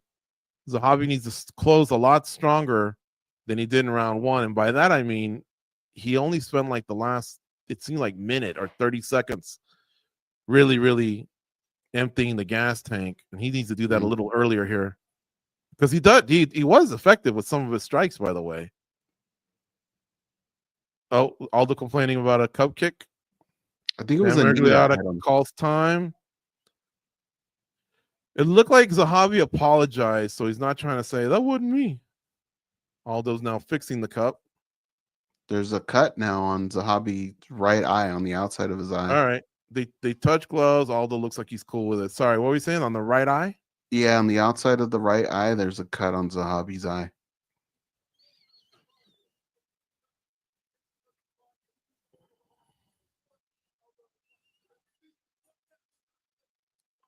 .130 left here in round 2. Zahabi lands an overhand left. Aldo with a couple kicks, followed up with some jabs. There's not much on them, but they're out there, and they definitely slow down Zahabi. Zahabi's now trying to pin Aldo against the cage, but Aldo seems to be moving out of it using his footwork. Now they're back in the center of the octagon with 107, 106, and 105 left here in round 2. Aldo complaining about a kick to the cup. But it looked to me like it was kind of like the more the lower stomach. Let's see here. This will tell us. Yeah, I guess that was cup. Cruz said it was a belt line. That's where the strike hit, but it came up over the cup. Okay, they hug it out. He apologizes, but yeah, it didn't look like one of those that digs in through the bottom, and gets you. We don't have the volume fully up, so a lot of times just that cup noise alone tells you. Zahabi's landed 2 nice kicks to the calf. Ooh, nice jab from Zahabi. Yeah, and now there's 30 seconds left. Let's see if Zahabi steps it up again here. God, Aldo moves his feet so well. Mm-hmm.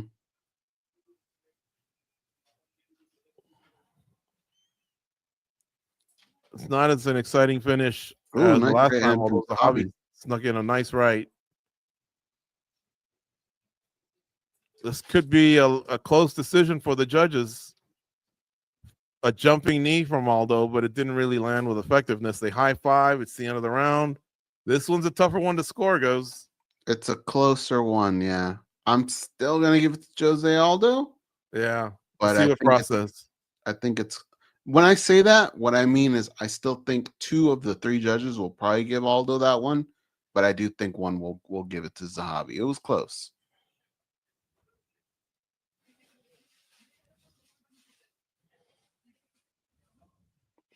You got to protect against the hook. They cut off GSP. He was starting to say the plan was working. I'm not sure what the plan was, because if it was the entire amount, I think he could have done more. It does look like it affects Jose when Zahabi is very, very active.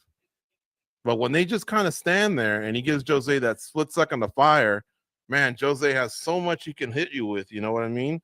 Now, Jose has gotten away from the kicks, like Goze said. I wonder what was reiterated to him. They didn't go to that corner. This is round 3. I think it's 2-0 Aldo. I could see 2 judges having it for Aldo and 1 for Zahabi, but I don't think I could see 2 having it for Zahabi and 1 for Aldo. Again, it's just, knowing how these judges call them, what they're looking at, and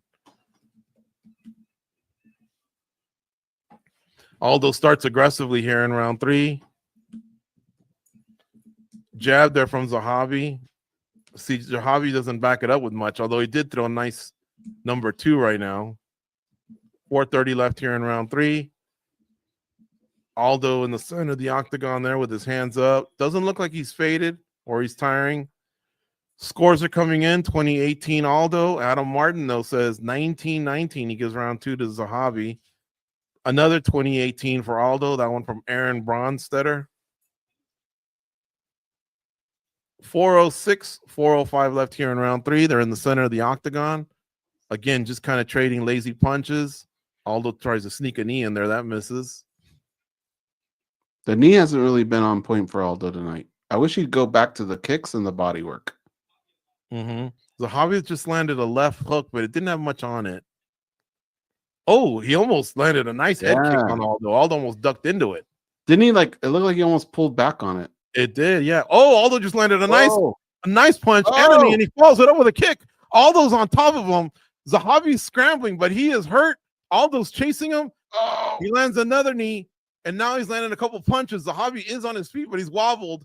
Zahabi trying to swing back, and Aldo's probably measuring his gas tank because he stopped punching, or is he tired? I don't know. There's still 3:15 left, and he really, really slowed down. And now Zahabi's kind of turning it on Aldo a little bit. But Aldo, I mean, really, really had him, man, in a lot of trouble. I don't know what happened there. Almost like Aldo just completely stopped. I mean, like, gas tanks really, really zeroed out. Oh, Aldo looking at the clock. Now Zahabi needs to put pressure on him if he's going to get in there, because remember, it could be 2-0. Wow, because I've never seen anyone kind of go from all that to just zero in the tank, it looks like. Aldo is tired. He's got his hands up. He's moving his head, but man, he's kind of an easy target for Zahabi. Yeah, he's tired. And I don't remember Zahabi ever landing anything that clean. Aldo goes for a takedown and it misses. Zahabi's now on top of Aldo with some ground and pound. He's not putting much on it either, though. And will this allow Aldo to maybe recover a little bit? I don't know. Aldo's got a butterfly guard up on one leg. He now has a full guard, and he has a hold of Zahabi with 2:10 left here in round 3. He is exhausted, and he's hanging in there. Remember, round 2 was close. He got the knockdown, though. Scorecards. You could have 10 media say it was Aldo, but all you need is 2 of those judges' scorecards. This will probably clearly be a Zahabi round, but he's got to make up some ground, too. Yeah, I was going to say he's got to make up because, I mean, we almost had him out of the fight at one moment. He sure did. He knocked him down a couple times. So has Zahabi made that up yet? I don't know. He's starting to, though, because he's landing a few elbows. Aldo needs to really tie him up. I don't think he can even take him, even though he's covered up. 126, 125 left. Every time he kind of grabs the back of his head and holds on to him, he at least buys himself some time. He's got a body triangle on from the bottom. Zahabi's also tired. He postures up and he's throwing punches. But every time he does, Aldo ties him up, either grabs his wrist or just gets a hold of his body. 108 left here in round 3. Has Zahabi done enough, to win back the round? I think so, right?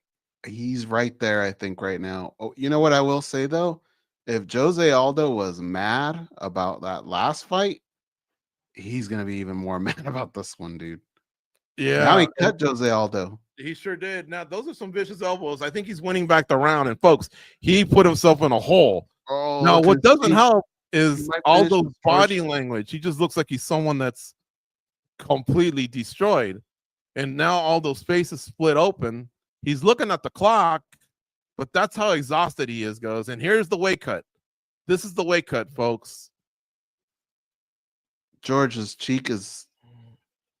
Cruz is asking if it's a 10-8, but there's no way he made up enough and then created a 10-8. 17, 16, 15 left here in round 3. Zahabi's still on top, but he's in a full guard. He's trying to shake him loose, but he can't because Aldo's got a complete hold of him from the bottom. So Zahabi's just basically trying to smash him and land on him and maybe knock the wind out of him. The fight is over. It will go to the corner. Man, okay, there's going to be some interesting things here. Was it a 10-8? I don't know. Because remember, he also got pretty waxed early on. Was round 2 a 10-9 for Zahabi? Both guys are up on the shoulders of their coaches. 2 of the greatest coaches this game's ever had, Faraz Zahabi and Andre Pederneiras. It really looks cool, folks. George, his cheek, look at the cheek. That's a break, I think, for sure. Oh, yeah. I don't think it can be a 10-8 because Aldo almost finished the fight in that round. Mm-hmm. So I agree. It might not be enough, man. Maybe on one judge's scorecard, but I don't think so. How did someone just run into it's almost like you're in the car going 100 and you're just speeding, right? And then all of a sudden, the only thing I can think of is you look and you go, hey, we're out of gas. And your car would eventually slow down, right? But if you're going 100, it's probably going to take a while before you get to the point where you slow down. Whereas this one went like from 100, like almost like a parachute came out. Yeah. He landed knees, a shin, some punches. Wow. I mean, that's why it wasn't a 10-8, because you can't forget this. Now, the judges, they don't have they don't have the opportunity to see all this. They've already turned it in, but if they see this, they go, oh shit, that's right. That can't be giving away no 10-8s. Stuff happened early on. Fight of the night, though, right? Fight of the night for sure. Dana White, write these guys a check, man. Look at this elbow right here. Oh.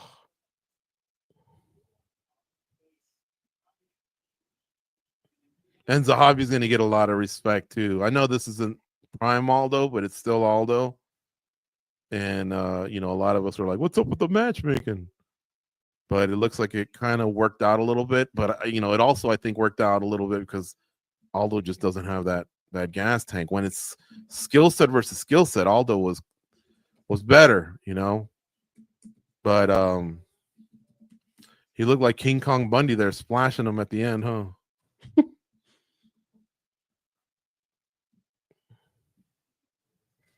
Oh man, this is a tough decision.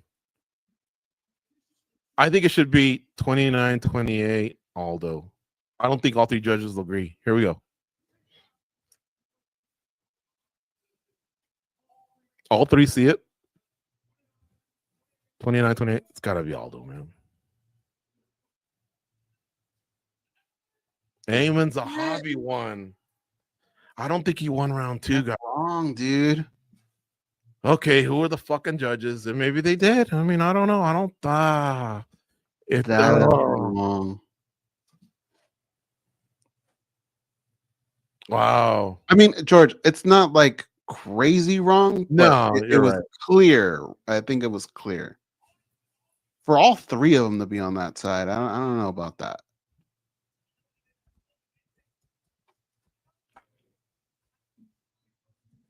I just want to know who are the judges. If they're credible judges, then hey, what are you gonna do? That was it.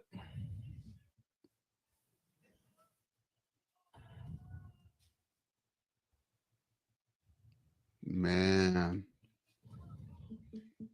if Jose Aldo was mad before, he's got to be pissed now.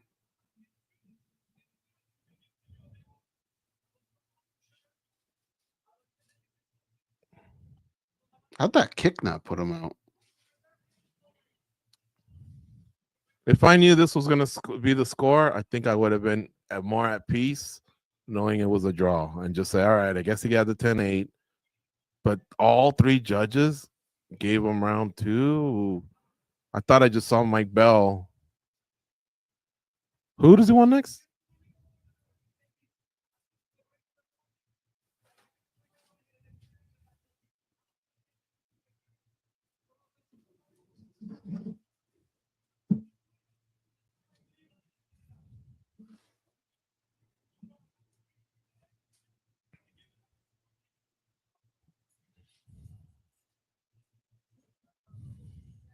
You see the Golden Knights, George?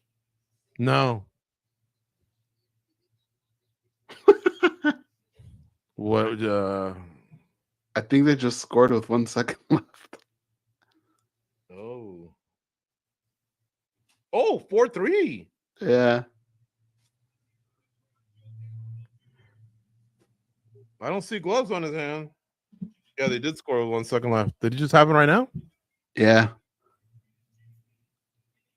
His gloves are off, Goze.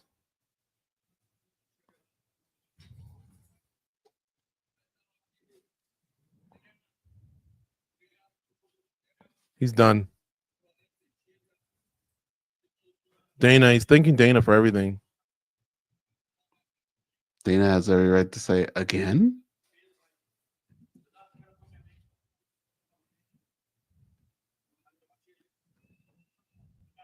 He can't go out like that, though.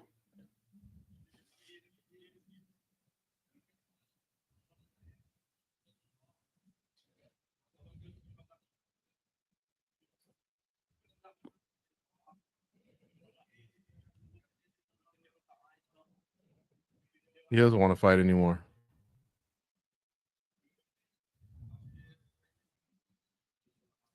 A new phase of his life. Yep.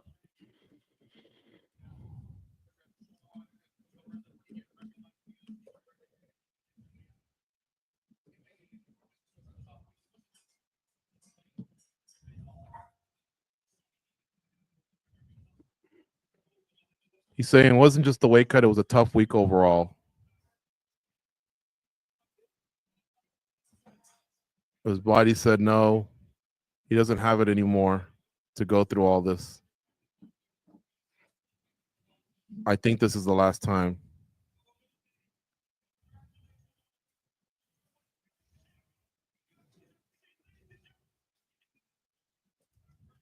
He said, I think this may be my last time, Goze. Did he leave gloves on the floor? They're not in his hands. I didn't see an official like dropping of the gloves, and he said, I think this might be my last one. They're in his corner's hands. Could he make 145? Still do another fight in Brazil? Like you said, you know, he probably makes a lot of money. Here are the judges' scorecards. Okay, Mike Bell, respectable judge, but there's two names, Dave Therian and Pasquale Procopio, who DC was saying, who is this guy in one previous fight? Man, I don't know.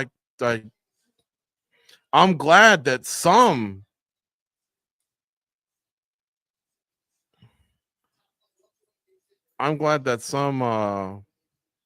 media were on the same side of us seeing the fight that way, but we got to watch round two before spinning back click, because look at, okay, you were right. This isn't enough to cause an uproar, but look at the trajectory of these two lives.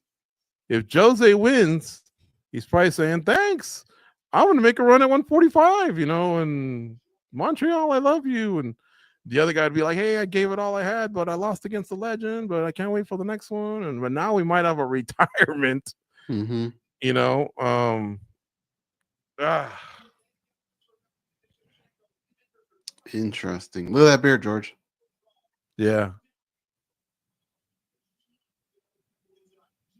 That is a interesting beard.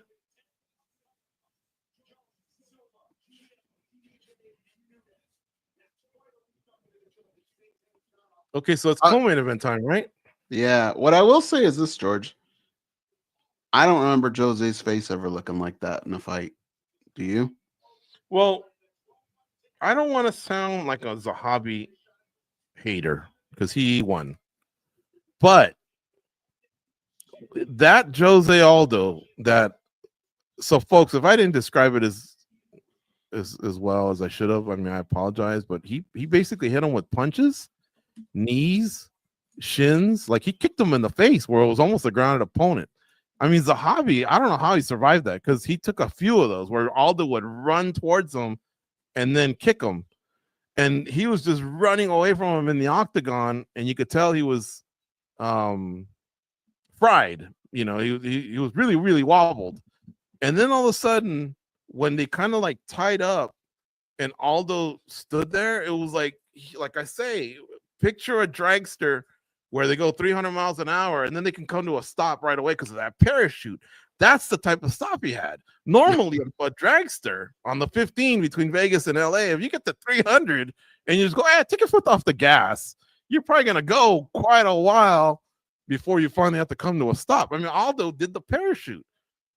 So homeboy takes him down, puts him on the ground, and yeah, he messed up his face pretty good.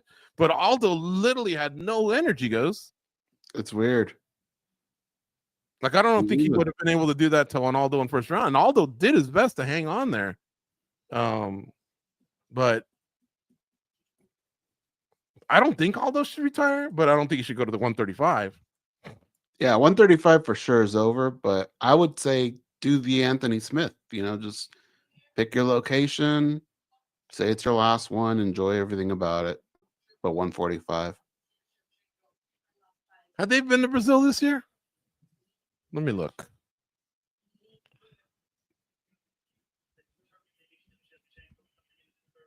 Oh, Laura, has he gone out yet? He did? Is everything covered? Because it was one that wasn't covered, and I'm afraid that he'll run right. Oh. Okay, yeah, maybe just cover it just in case, because that's usually a little runway. Okay, thank you. George. Yeah. So it's on you. You got to make this pick.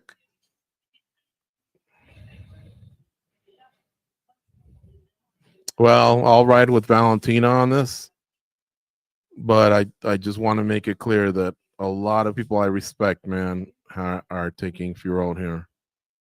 So I'm only making the pick for the benefit of having fun and watching it, but I'd rather watch it. I hope it's not boring, but Fiorot might make it boring by avoidance, kind of.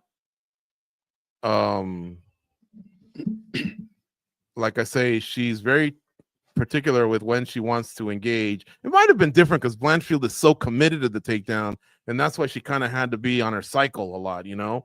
But Valentina, she's not as committed to the takedown, but she wants the counter. She wants you to make a mistake so she can pounce on you. She's got a good check hook that I remember she caught Holly Holm with a lot early on in one fight, and that's when I first noticed it. But yeah, I mean, I would rather have Valentina Shevchenko win, but I'll put 25 on Shevchenko, I guess. Did you close out that parlay, by the way? Yes. Okay. Now, if you told me, hey, bro, here's $100,000, it's not even your money, but you get to keep the winnings, I'd probably put it on Fiorot. If it was like a business decision like that. But if it was just like, who you rooting for? Then I'll ride with Shevchenko, the Peruvian Kyrgyzstanian young lady. Mm-hmm. Can you do tri-citizenship? Good question. I don't know. Because I would imagine she's got to be somewhere close to being able to be an American citizen, right? She might be, yeah. Usually that comes from the parents. So if two different parents are born in two different countries, but you're born in the States, for sure you're a U.S. citizen, but you can apply for dual citizenship, I think, in most countries if one of the parents is born there. So I imagine it is possible. All right, I'm looking at the calendar, goes. Let's just say Jose Aldo were to go, give me another one. They're in Vegas, Newark, Atlanta, Baku, Las Vegas, Nashville, New Orleans, Abu Dhabi, Las Vegas, Guadalajara.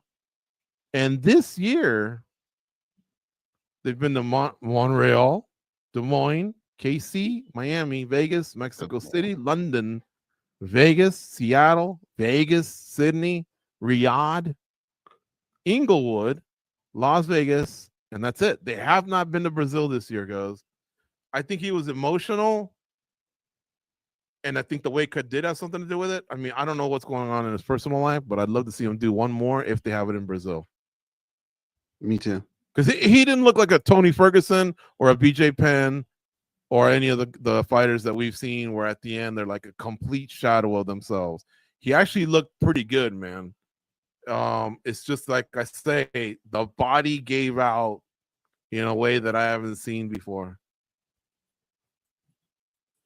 Yeah, I hope he has second thoughts about that. And I'm one of those guys that is usually leaning on the other side.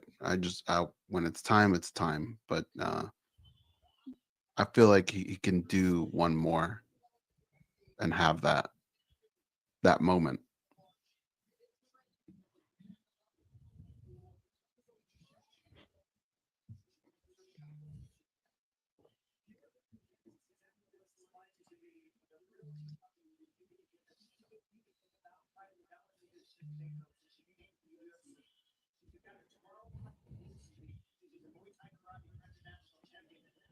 God, by 1 point, man, I lost that basketball game. It's brutal.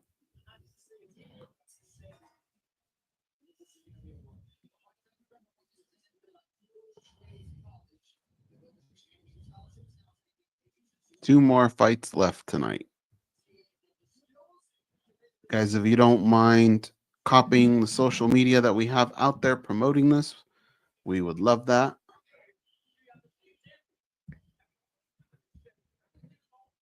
Have we missed a fight yet? Yeah, that Aldo. The Aldo fight? Okay. Which we feel like we partially got robbed a little, no? Yeah.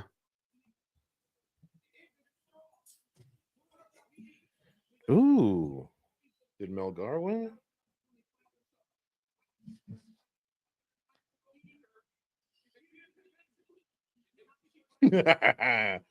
Melgar is up in injury time. Holy cow, a lot going on here. Slack, WhatsApp, text, email, DMs. All right, we still got time, right? Valentina's walking out now, the champ. Mm-hmm. Oh, this one hurts. Which one? Was this The a 1 point?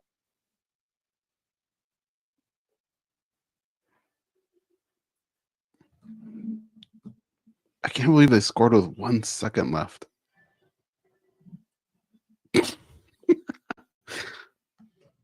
This one was Golden Knights winner, Philly winner, and then that stupid game cost me $185 that lost by a point.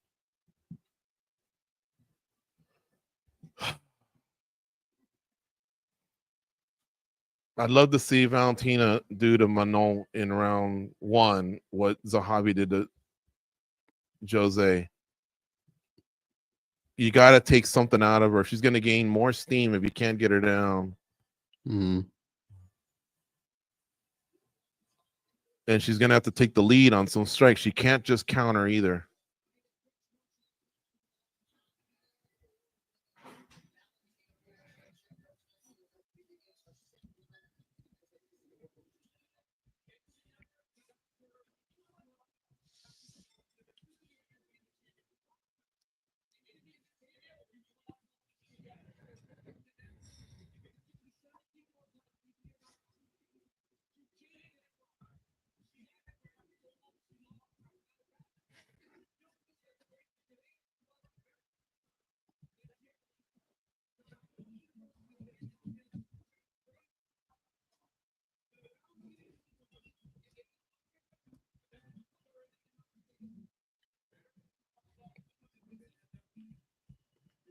I'll never forget trying to adjust that rifle, not really getting it, and her just taking it from me and like literally took it apart and then put it back together in like 10 seconds.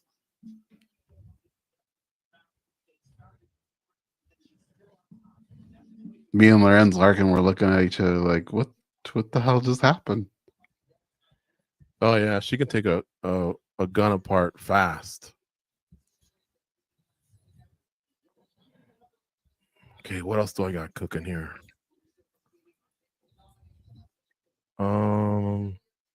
That one's cooking.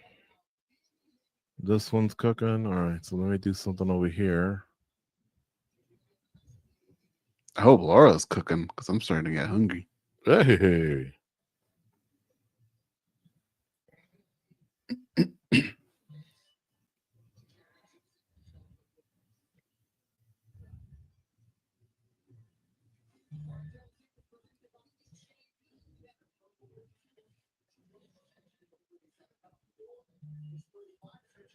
No complaints about Okay. this fight. This is the fight Sorry, that's guys. supposed to happen.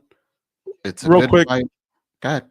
Real quick. Valentina 37, Manon Fiorot 35, 5'7" for Fiorot, 5'5" for Valentina, and I missed the rest. Sorry.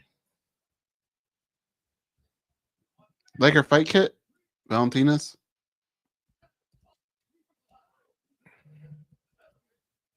It was okay. She told me once the snow leopard was her favorite animal, but for some reason this one had other ones. It had a dragon and something else, right? Mm. And the snow leopard is from that area, the Central Asia, where she's from, Kyrgyzstan. I guess it's real prominent, so it made sense. Fiorot weighed in at 125, Shevchenko at 124. The reach, here's what I wanted to see. Fiorot 66, Shevchenko 65 and a half. So pretty evenly matched. It's just that you can never tell if someone's wearing like lower,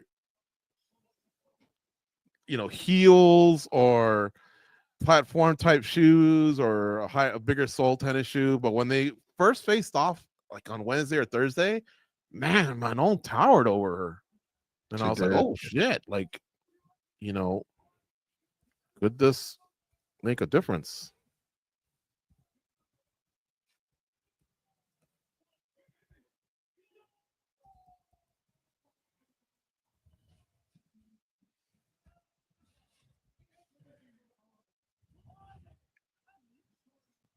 It's been a good fight card, though, hasn't it?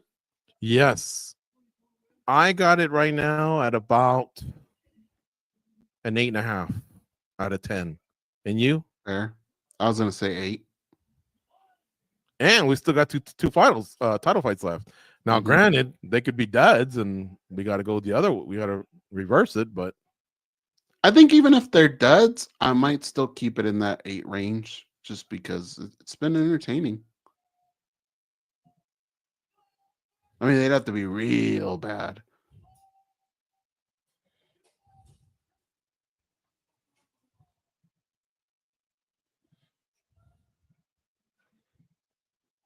I think Aldo's going to be pissed when he sees that fight back goes. But we have to see how this round 2 play out. See, right now, Manon's not that much taller than her.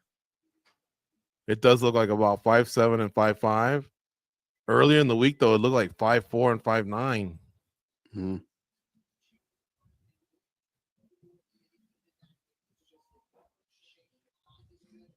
Yeah, Media Row cleared out.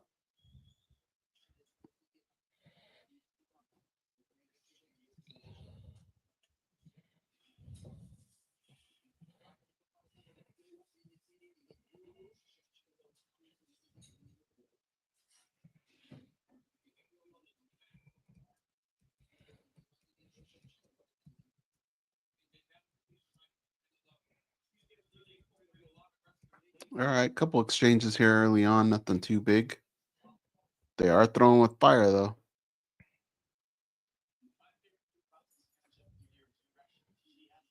.430 left here in round 1. Oh, nice lead hook there by Valentina that landed. DC goes, Valentina just stuck her. Nice head kick there by Fiorot. Okay, see, it still looks like Fiorot has more of a reach advantage just in these little exchanges, the way Fiorot can touch her as she's going backward. Fiorot's now slowly inching her way into Valentina, so she's not playing the running game. Maybe, again, I looked too into the fact that she did that with Blanchfield, where she wanted nothing to do with it, and because Blanchfield couldn't catch her, all she had to do was slip and rip, stick and move. Valentina just landed another nice right. And remember, that's kind of a lead left hook because she's a southpaw. It's a 5-round fight. Valentina's been here before. I think she's going to be patient with this girl. I think she, it's still early in her career. Ooh. 317, 316, 315 left here in round 1. They're both standing up in the middle of the octagon. They're throwing, but they're blocking. Nothing's really landing. They're both very patient, both fighting out of southpaw right now. The French woman's kind of in the middle of the octagon, but she keeps walking into that little hook that I keep telling you about, and she's going to have to make an adjustment because Valentina's landed that flush 3 times already. Shevchenko goes to the head, but it's blocked by Manon Fiorot. She then throws a spinning back kick to the head, misses, but it looked really, really nice. Manon Fiorot with a side kick to the body.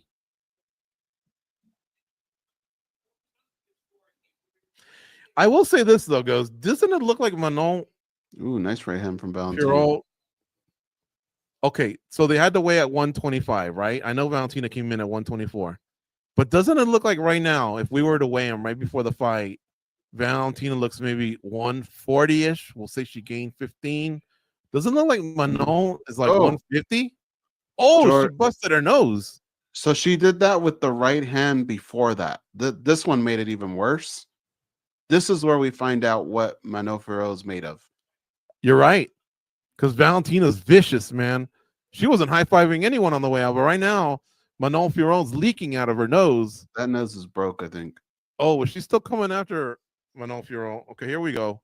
There it is. There's the shot. They're showing it on the lower left-hand corner. Yeah. I mean, you can bleed from the nose and not be broken, but there's a good shot it could be broken. And luckily, this is the type of blood that, it might affect the breathing a little bit if it goes in the back of your throat, but it ain't going to go in her eyes. And that's what's going to Valentina happen right now in that has a position where she's takedown. at. Yeah, she has a takedown. This round is going Valentina's way for sure. She's scoring a lot of points here, man, in terms of like the little minor internal battles that they're going to have. Can I take you down? Can I, get your respect?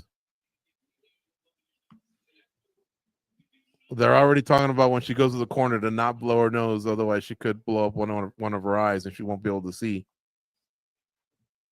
Most fighters would know this, but I would imagine just out of habit in a moment of not thinking, you might just try and blow your nose while your corner's coming at you, and boom, it's over.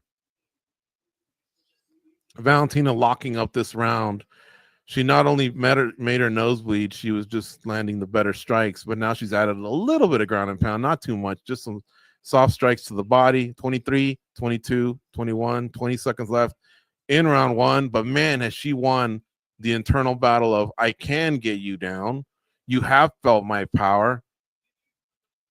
And I can track you down. You're not going to be able to get away from me the way you got away from Blanchfield. She wasn't able to dominate her here on the ground. Manon Fiorot just kind of made a grimacing face. Yeah. And I don't know if it was when Valentina went over her nose. Oh, don't blow the nose. I don't know if when she was kind of hitting her, maybe she touched it and it might have hurt. Okay, they're cleaning her up right now. It's still straight. Valentina looks good, composed, been here, done that. She's a little marked up too, but nothing too bad.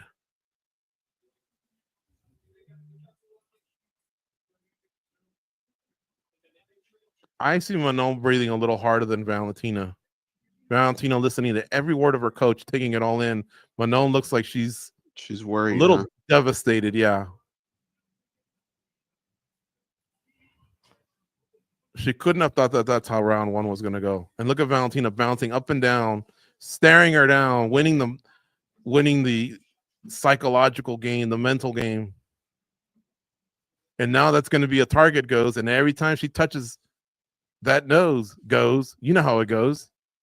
Mm-hmm. The woes continue. All right. Round two underway, both in the middle of the octagon. There's that check hook right there. I want to give credit to Dan Tom when he was breaking down the Holly Holm fight. I remember he was a host of ours, a co-host of ours at MMA Junkie, and he would point that out, and it became such a big factor in that fight. And ever since then, obviously, that's just one of her money punches, man. Now, sometimes you can rely on it too much because it is kind of a counter strike, and so sometimes you might let too much time go by. But when it does land, it's effective. Yeah, Manon did that thing again. I don't know what it's from, but she winced again, like she was in a lot of pain. See how Valentina's ready for her to strike? Mm-hmm. Right now, even if Valentina were to feint a takedown, I think it would go a long way, even if she didn't get it, just to put something in her head. Because the fact remains is Fiorot is down a round. She's going to have to come after Valentina. She can't go down 2-0.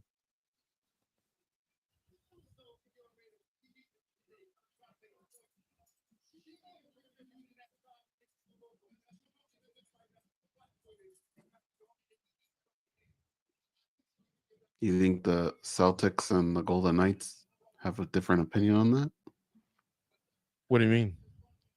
They didn't give a shit. They're down 2-0. They came back. Yeah. How did the Knicks give that one up at home like that? A beatdown. They were down 30 at one point. At least the Warriors can go, man, we ain't got Steph.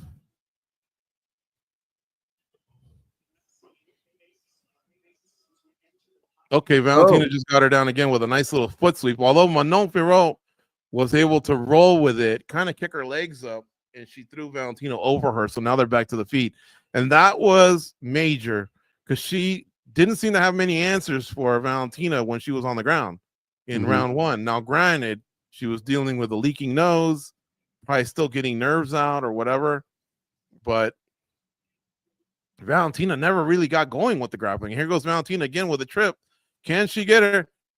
She does not. Credit to Manon Fiorot. She was able to stop that takedown from happening. Now they're locked up. But she's putting it in her head over and over, which Correct. can open up her striking more.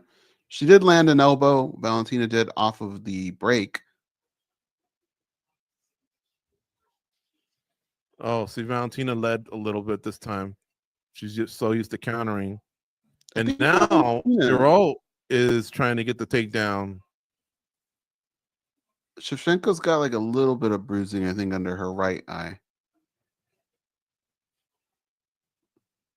DC says her hands are unlocked, so she won't be able to get the takedown. But remember, she's a physical specimen. And just like Jazz the Vicious just ripped Andrade off her feet, I wonder if Fiorot could do that to Valentina. Let's see if she does give her a ride here. 127 left here in round two. Knees to the back. She's got her back. She's taking her back, and they're up against the fence. It's Valentina up against the fence. Fiorot is behind her, but they're on their feet. Oh, Fiorot misses with a big elbow. Valentina gets out of it. Now they're back in the center of the octagon. Fiorot definitely looking better in this round than in that first one. She looked overwhelmed in round one. She's not too offensive, and she's going for another takedown. She's going to miss here because she's too low, and Valentina's got heavy hips. Oh, I was wrong. Fiorot takes her off her feet.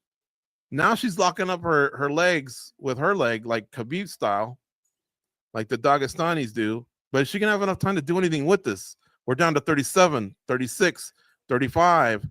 Can she get some damage here and do something to offset anything Valentina might have done? And can she wear Valentina down if she feels like she's going to be the stronger fighter later on? I don't know. Valentina has so many of these fights under her belt, but she is the fighter that's older by 3 years. Yeah, I'm curious how the refs will call, or the judges will call this round. Oh, that might be illegal. You just threw a knee, and that might be illegal. They're going to have to look at that. I don't know about that. They'll have to look at that's Goddard, by the way, if we haven't mentioned it. She was still on her butt or on her knees. Yeah. Oh, yeah. One knee's.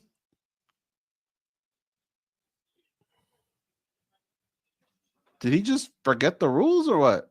That couldn't have been any clearer. Her knee kind of rises in a sense. She blocked it too. It's not like Goddard's not there. He has the best view, but man, I thought it was illegal. Yeah.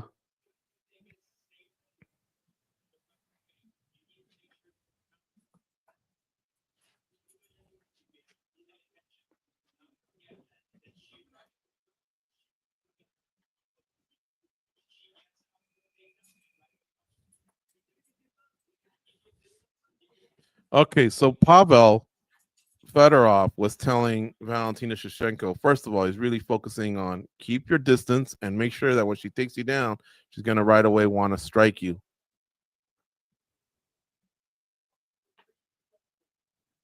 Goddard is warning Fiorot to be more careful. He's probably talking about that knee that she threw that was very, very close to being a grounded opponent. Could be 1-1. I'd like to see what the scores are if they flash some media scores. All right, we're at 46, 445, 444 of round three. Could be 1-1, could be 2-0 Valentina Shevchenko. But a game Manon Fiorot has kind of worked back from that first round where she really, really took a beating. All right, 10-9 from Scott Fontana. I know he knows the rules. Paul Fontaine also has it 19-19. Fiorot taking round two. Ian O'Neill, 1919. Robbie Glover. I've seen that name before. I feel like I know that person, but that's 2 times that he hasn't put up a score. Valentina, I think, needs to get back to the jab. She's got to put that jab on that nose all day. And throw some more kicks. Some of those kicks are really nice that she almost got hit by a Fiorot kick. Mm-hmm. Fiorot's kicks don't seem to have what they had though early on. I don't know if she had a little bit of an adrenaline dump or what, but oh, you know what? When they went down, I think their heads collided. I think right on that nose.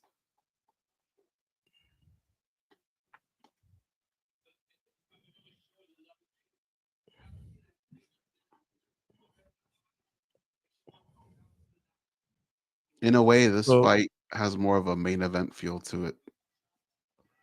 DC saying that now Valentina is hip to Fiorot. She's keeping that distance, and now she's hip to Fiorot's ducking and feinting, and she's more prepared for it. Now she goes for one of her own. She kind of faked a single and then came up and landed a strike with her hands. 304, 303, 302, 301. 3 minutes left here in round 3. Pivotal round here before we get to the championship rounds. Some knees landing for Manon Fiorot. Some nice ones. 3 of them at least. Now they disengage. They're in the center of the octagon. Shevchenko missed with a front kick. Shevchenko with a low inside leg kick. Fiorot misses with a head kick. They're both definitely slowing down a little bit. Now it's going to be up to being precise, efficient, maybe leaning on the grappling.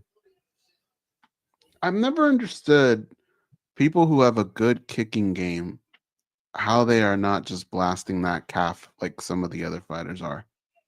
Ooh, nice knee from Valentina up the middle, hit her right in the mouth. Yeah, and it looked like Fiorot landed one of her own to the body. But neither lady reacted too concerned over what had just happened. And now they're up against the cage with 158, 157, 156 left in round 3 of this 5-round title fight. Shevchenko going for her 8th title defense.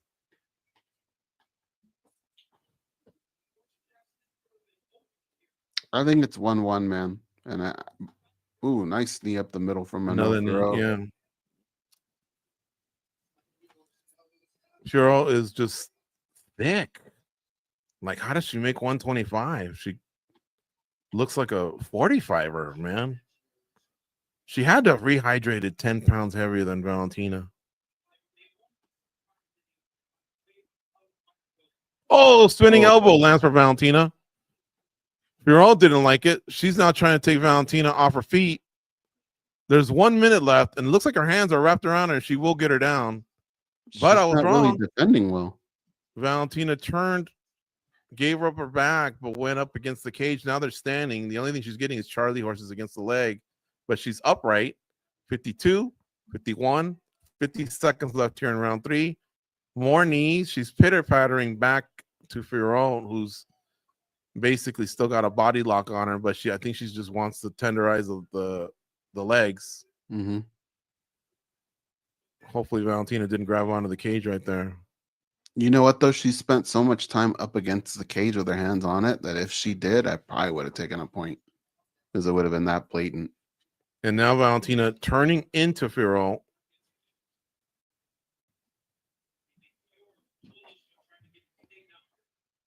$16 seconds left. I think she should just concentrate on winning the striking battle here. Forget about the takedown. They both threw some strikes. I think they know the round's about to end. 3 down. Look, it's difficult. Our job, we're putting out fires, we're doing other things. So it's really, really hard to tell you exactly who I think that won that round. I thought it was close. To me, I felt like Valentina landed the more potent strikes, but Manon might have, I don't know. How'd you score it? That elbow was vicious. That spinning elbow she threw. I think Valentina 2-1. You? I think so too.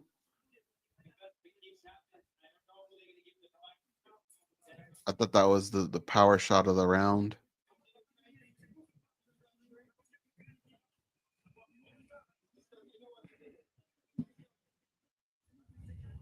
Do you know who the judges are for this? I thought I saw Sal Diamato.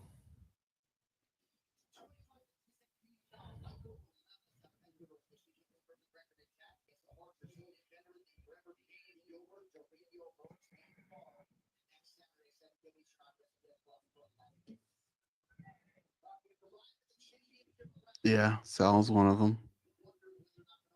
Let's see what the scores are that come in from the media.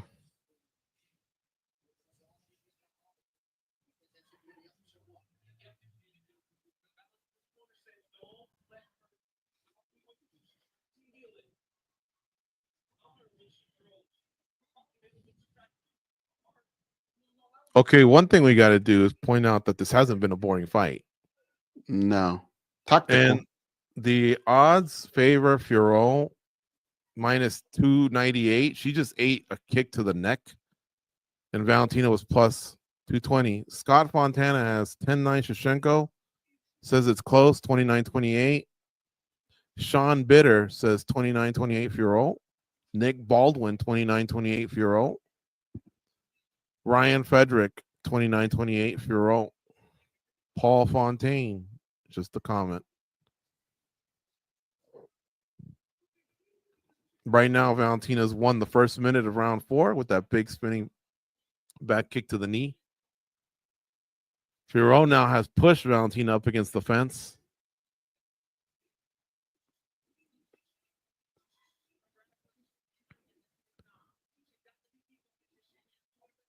Let's see if she can get her down. Shevchenko fighting off the takedown. She does eat some knees, but man, you can land 10 of those knees, but if you get socked once in the face, I think the punch in the face overrules. I'm not talking about that little pitter patter that we just saw right now, but I'm talking about like that spinning elbow that Valentina threw. Right. Okay, the fans are starting to get a little bit of impatience here. Remember, these are two big time. You got a Muay Thai and a kickboxer, French kickboxer. I think they're expecting violence on the feet, not grinding, stalling action against the wall.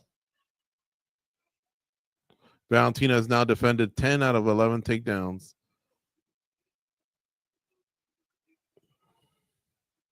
These are the championship rounds, though.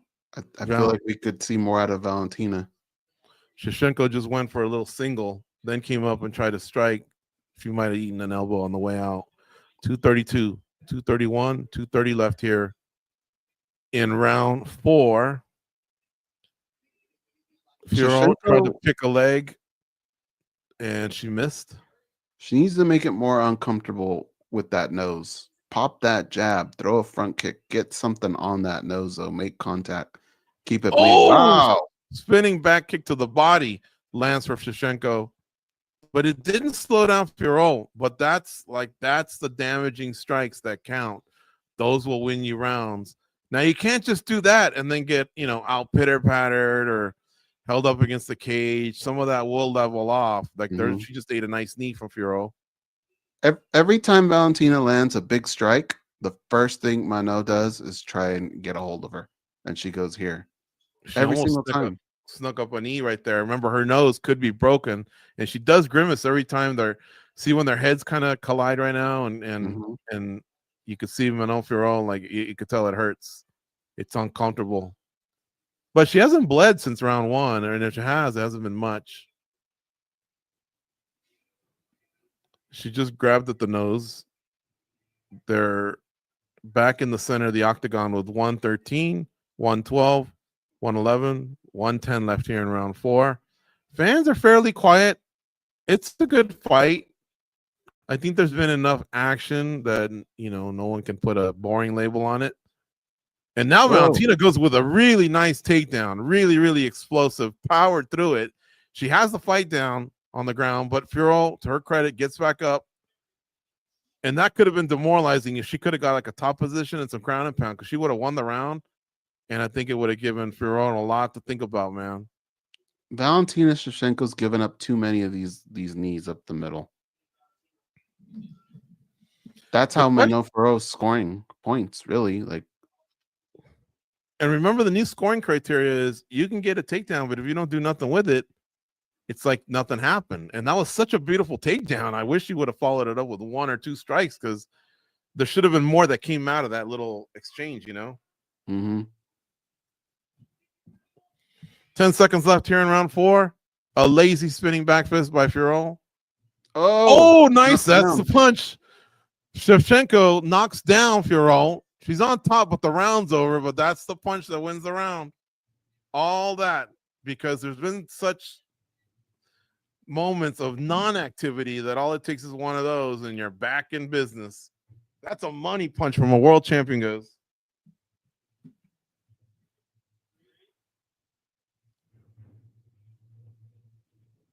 Two of them. That's a good punch. Yeah, one of them was to just touch her, and then the next one landed as Fiorot was a little off balance. Oh, the corner's telling him, "Oh no, you have to finish her." I like that. Yeah. I personally think it's probably 2-2.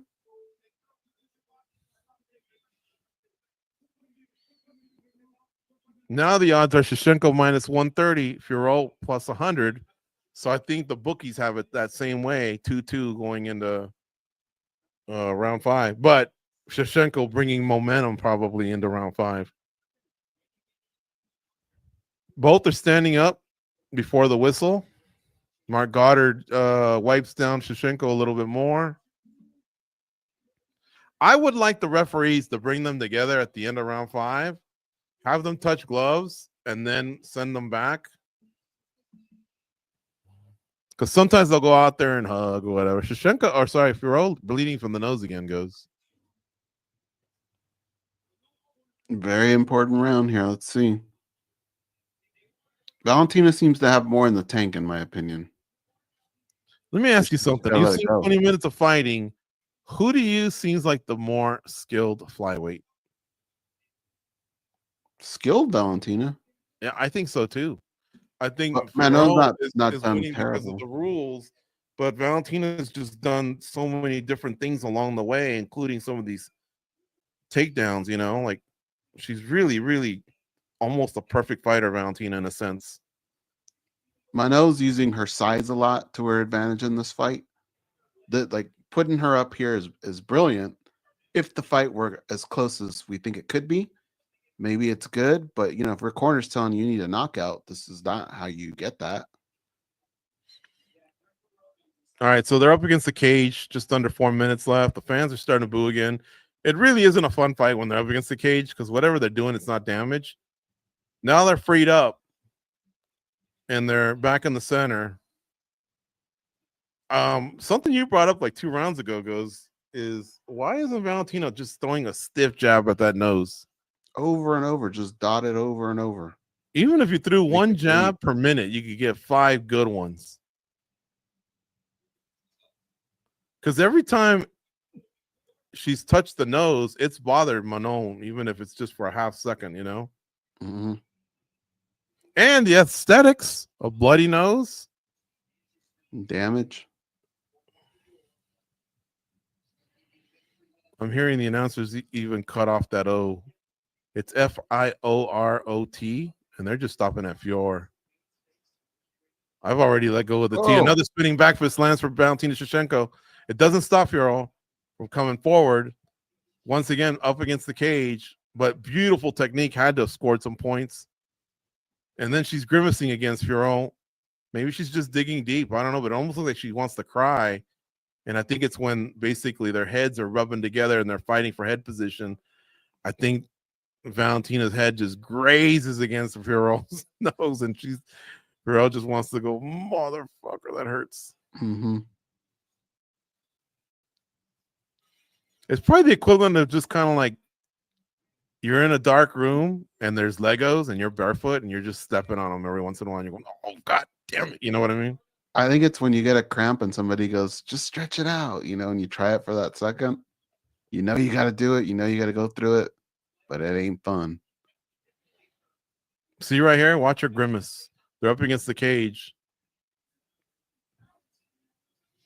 And nobody's going for sneaky trips. They were tripping each other early on, but I think they're both just exhausted, obviously. Fiorot looked like she wanted a spinning attack of some sort, but she pulled back on it. She does try to kick Valentina in the head, but misses. 140 left here in round 5. Fiorot does throw a kick, but she also gets hit with a couple punches. Nice punch lands for Fiorot. Now she's pushed Valentina against the cage. I think that's a mistake. I think she should have followed up on that punch, seeing what she could do with it.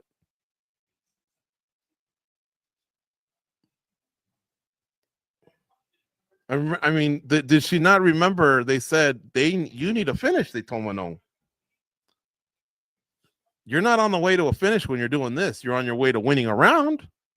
Mm-hmm. Now, there is no open scoring. We don't know what the scoring's like.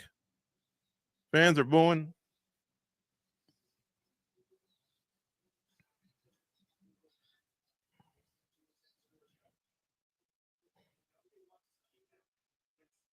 Fiorot now taking Valentina's back to knees to the back of the leg. Oh, Valentina turns into her, might have got kicked in the head a little bit. Doesn't seem to affect her too much. 37 seconds left. Valentina with an inside leg kick. Fiorot goes to the top of the head. Doesn't really land.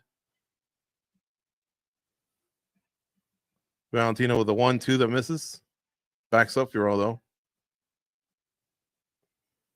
Both girls throwing here. 20 seconds left. They're throwing 1-2s. This is more of an effort for Fiorot to end the fight. I think Valentina might have clipped her with a little spinning back fist there. Now they're locked up in the center of the octagon. A knee lands for Fiorot.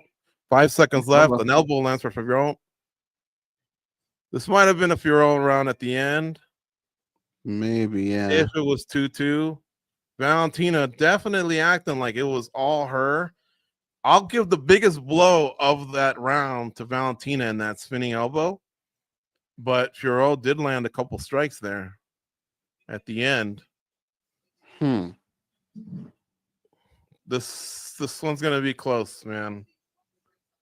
But I think the right score would be like 248-47s for Shevchenko and maybe a 48-47 for Fiorot. Maybe you might even get a 49-46 out of Shevchenko. I'm just not seeing some of the more experienced judges there. That's the problem. And who knows if they interpret these scores right. I mean, hell, some of the Vegas judges don't even agree. And they score fights all the time. And they huddle up and discuss it. But here's the thing. Just watch these highlights. Pretend that happened right in front of you. You would have seen that spinning back kick right there. Or that punch. But if you're where Hunter Campbell is, I don't know if you saw him, you might not have seen the effect, right, of a strike.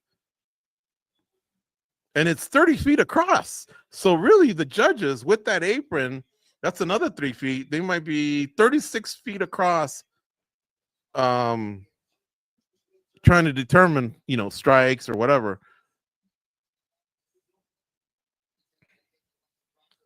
This can go in any way, man. Valentina's got a confident look, and I think she should be declared the winner. Let's see.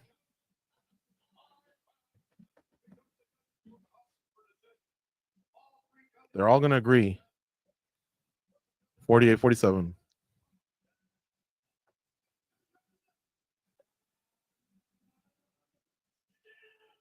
Still champ, Valentina Shevchenko. I think that's right, Goze. I think so too. It was pretty close though.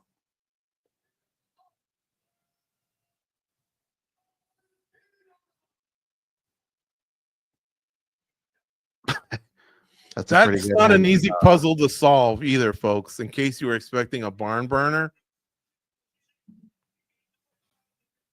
This wasn't a boring title fight. 25 minutes is tough. And finishes aren't common. I'm sorry. They just aren't.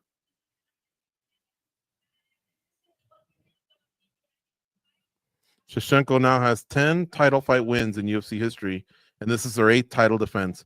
Remember, the first time when she won it, she wasn't the champ, and then when she had to regain it, she wasn't the champ.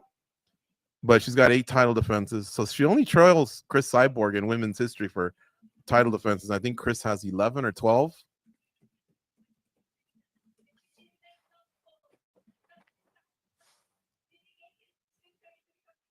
She's dedicating her victory to Antonina Shevchenko, who's also a striker and a lefty. So it was a perfect training partner for her.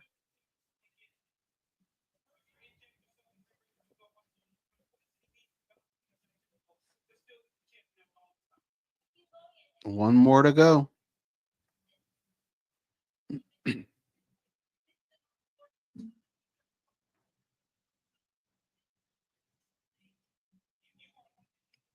I'll tell you one thing. If I'm running Monster, I'm delighted to have Valentina Shevchenko. Just sometimes I don't even have the can in the right spot. Oh, she's an expert at marketing.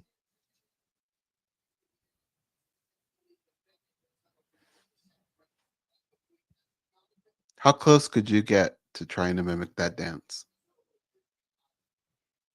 How much time do I have? Like on the fly, I gotta do it? Yeah. I would be a 0.5 out of 10 would be my score. How long would it take you to grow that beard that dude has? You grow beards fast. I'm not a beard expert, but I'm gonna say You're not? 5 to 10 years.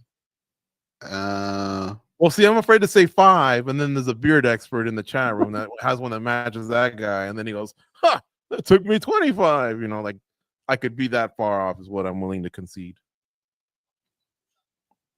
I think George can be Belal Muhammad beard, and if it's freshly shaved, 2 weeks he could be that guy. Yeah.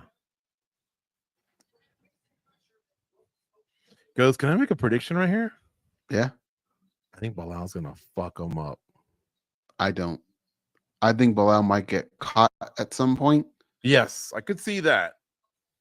And if he can withstand that little getting rocked maybe once or twice, once you get into the third round, it's gonna be a mauling. And I think Della Maddalena is gonna wish it just ended. That dude's got a pace, man. I also have to be careful because Leon Edwards, I wouldn't call him a quitter, but he checks out of fights. Mm-hmm. You know what I mean? So maybe I'm reading too much into that, but man, he starched Edwards in London or Manchester. He's just Holy he's cow. solid, man.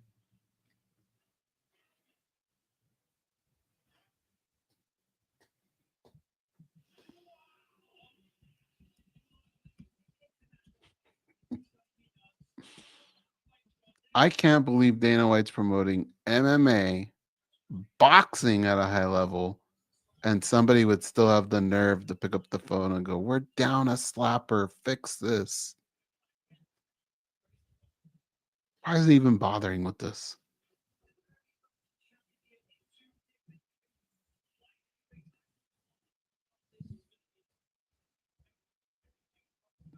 You could go to the mountains of Russia and find Big Bear, right? You bring him in, sign him, the new signee, and he could not even get a slap off. You could just get KO'd with the first one from the other guy. This is the weirdest thing ever. Well, I read an article where they've been asking or looking for either aging wrestlers, pro wrestlers, or pro wrestlers that obviously aren't on the high circuits like WWE and NXT, I guess, maybe, or whatever, AEW. But apparently they're having problems because, and the word concussion appeared in the article. And I was like, whoa, pre-existing concussions, or they're going out and getting hit and, it's causing, I don't know, man. It just seems like it seems like an unnecessary sport. At least not for Dana White and the Fertitas. Look like that's something that should have just been somewhere else. Just like there's cockfighting and even, is it Mexico or I think that's suspending bullfighting, and where you're like, okay, other Yeah. parts of the world they just have a different mindset or whatever. But here with hockey and the NFL and boxing, there's been a lot of studies. It just didn't seem like this was the sport that was needed here. It's unnecessary. Like, okay, this might be the dumbest take ever, but to me, it's like a director in Hollywood who directs. He's won Oscars, and he said, "You know what? I want to give commercials or porn a try." And you just go, "Why? Right. You've already reached here. Why are you going down there?"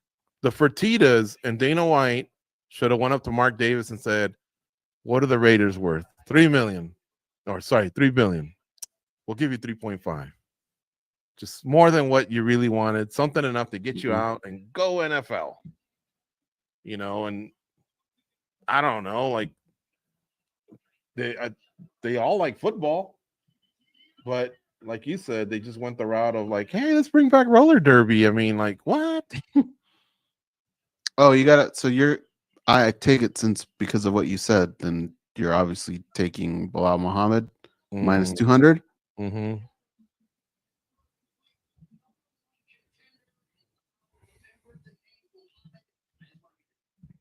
Man, them judges messed up the perfect night. Why? I thought you took Valentina. Yeah, but I lost the Aldo fight. Oh. Now, granted, I'd still need Belal to win, but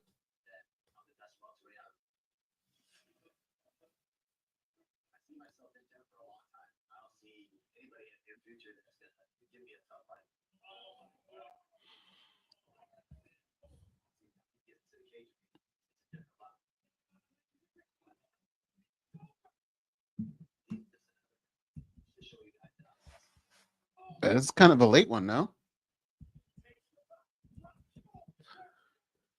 Yeah, let's examine. It should be a 3-hour pay-per-view. But we've had 3 decisions in our last 3 fights.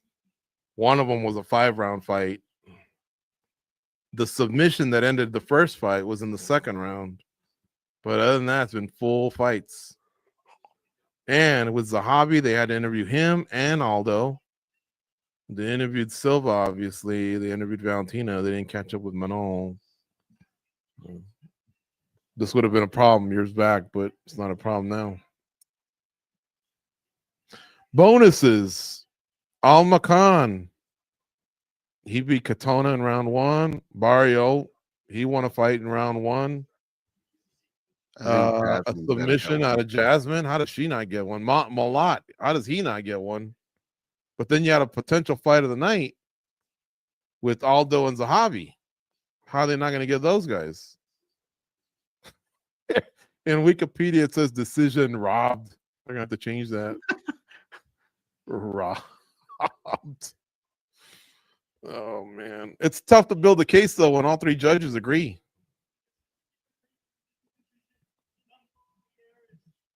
You know what I mean? Mm-hmm.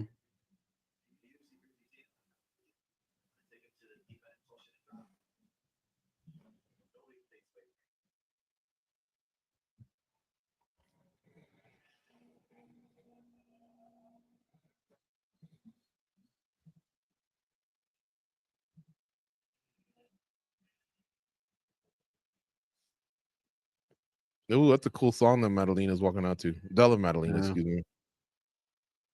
I can get a crowd.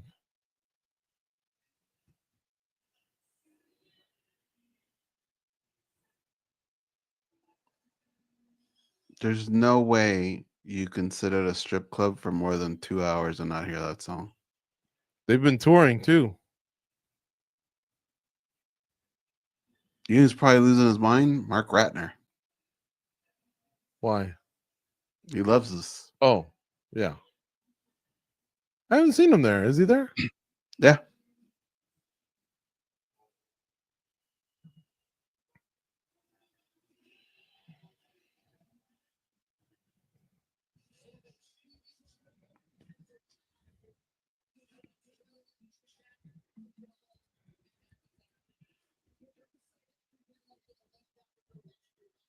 What time is it in Perth, Australia? Let's see.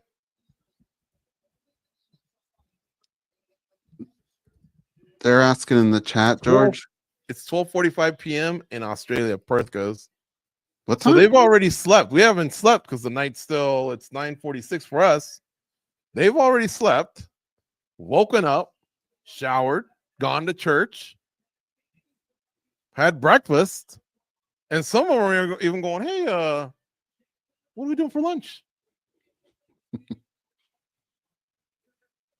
They're asking in the chat if you would give the edge to Silva or Shevchenko. For If they fought.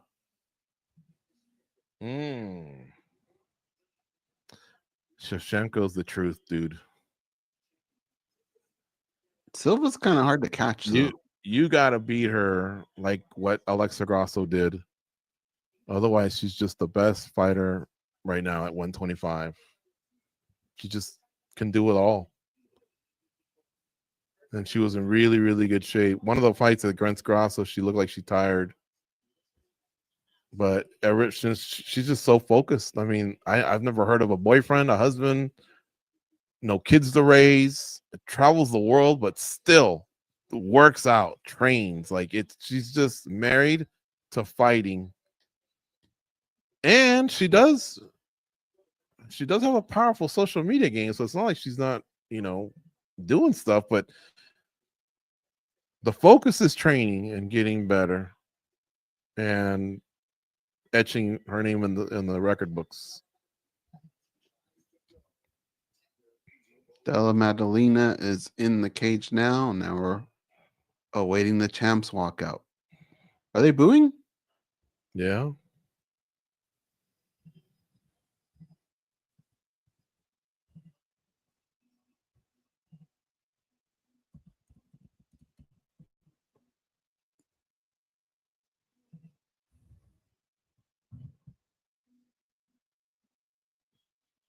Let's see if he walks out with the flag. He said there's no way he's not gonna.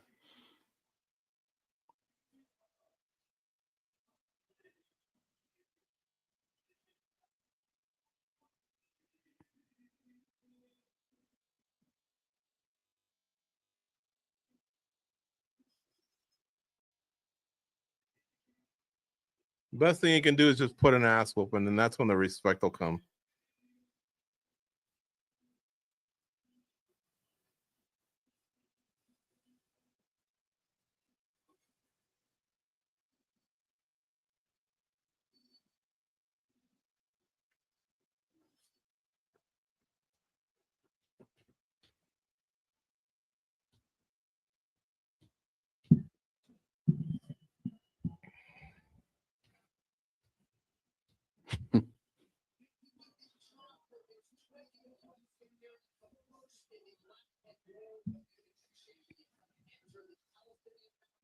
One fight to go. The champion's walking out right now.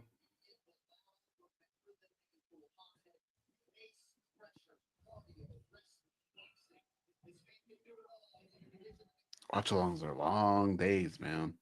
You throw on that preview show. Goze is zapped. Yeah, it goes getting there. Goze doesn't have a 4-hour drive though. You're leaving that tonight? No, I don't think I can do tonight, but tomorrow.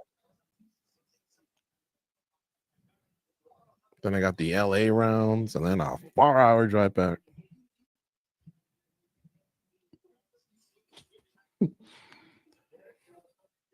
There's GSP there. Next to Vitor.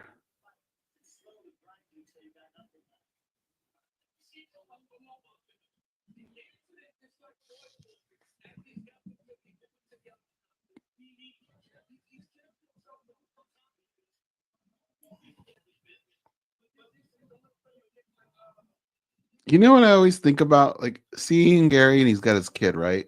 His kid earlier had them headphones. And sometimes when you go to like games, you'll see kids with headphones. Remember mom and dad used to take us to those air shows? Man, I didn't have no goddamn headphones on. We had like big ass planes flying like right over our heads and shit.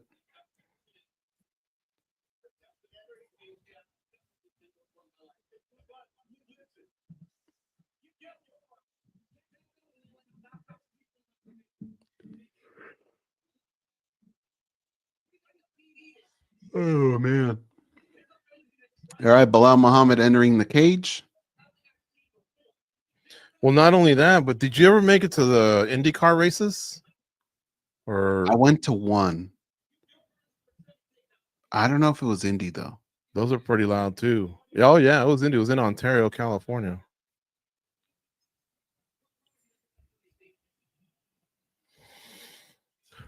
I remember the Trig concert. Who was that? Who was the DJ? Do you remember? Was it Tiesto? No, that was Paul Van Dyke. That was pretty loud. Yeah.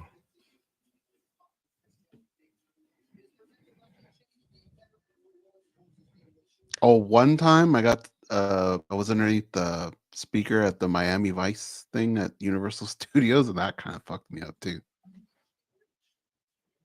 Have you ever heard of Sonic Boom? Yeah. That's not fun. The flight line was pretty loud in the Air Force.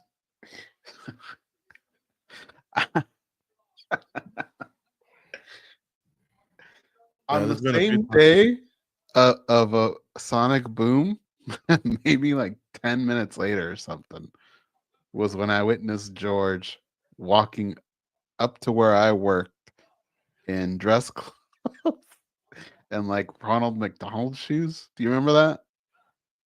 No. Remember when the TSA took your shoes because they said you had explosives on it? Because you had walked through. Well, it turned out it was because you had walked through Pirates of the Treasure Island, the pirate show. You had gunpowder on your shoes. Oh, So you in had to buy Florida. like a dumb pair of like these red shoes. You were all mad and you had to borrow my car. Well, there was a Sonic Boom about 10 minutes before you got out of that cab. Really? Yeah. Wait, I know I went through a Sonic Boom in Santa Ana. In the house, I remember one too. I was outside in the front lawn. I was either cutting it or mowing it or something. I just went, what in the hell? Like I thought a bomb had landed somewhere. It's time.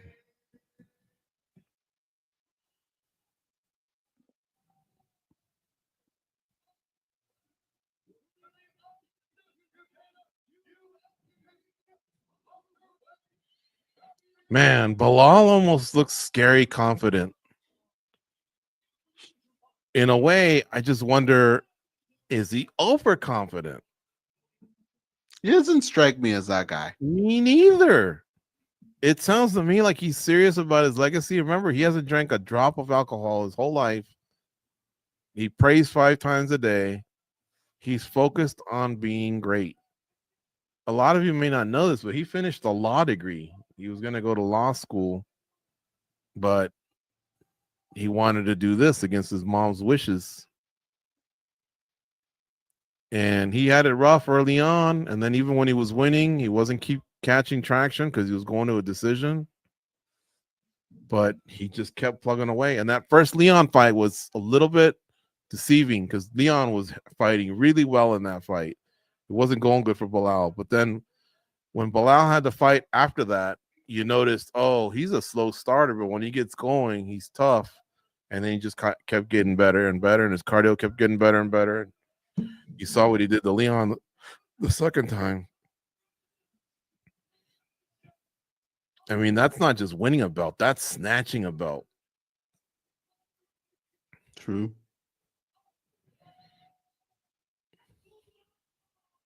Another thing I like is when Belal stands in front of someone, he doesn't flinch no matter what.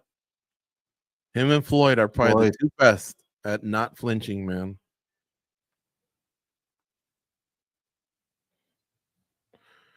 Before I forget, if it's already 12:45 in Perth, Australia, it's obviously half the world is already celebrating Mother's Day. Happy Mother's Day to all the moms out there. It's a special day, probably one of the most special days of the year. I just can't think of more special human beings on the planet than mothers, man. They are truly it. And Ours isn't till tomorrow, but I know it's already past midnight on the Eastern time zone. So if you're watching and you're a mom, happy Mother's Day. Yep. Here we go, folks. Black trunks for the champ out of the red corner. Belal Muhammad fighting out of the orthodox stance. And Jack Della Maddalena, same thing, except he's in green shorts out of the blue corner.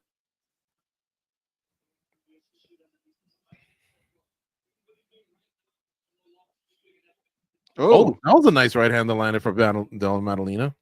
JDM, we might have to call him. That's a lot to get out. Yeah. Kick to the body by Belal Muhammad.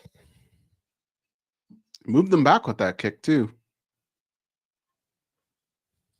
Again with the right hand, though. JDM. Yeah. And now Belal answers with a left hand of his own. I think you got to start deflecting some of those punches, just not letting them land flush. That was like 3 good ones, and we were barely at a round or minute 1.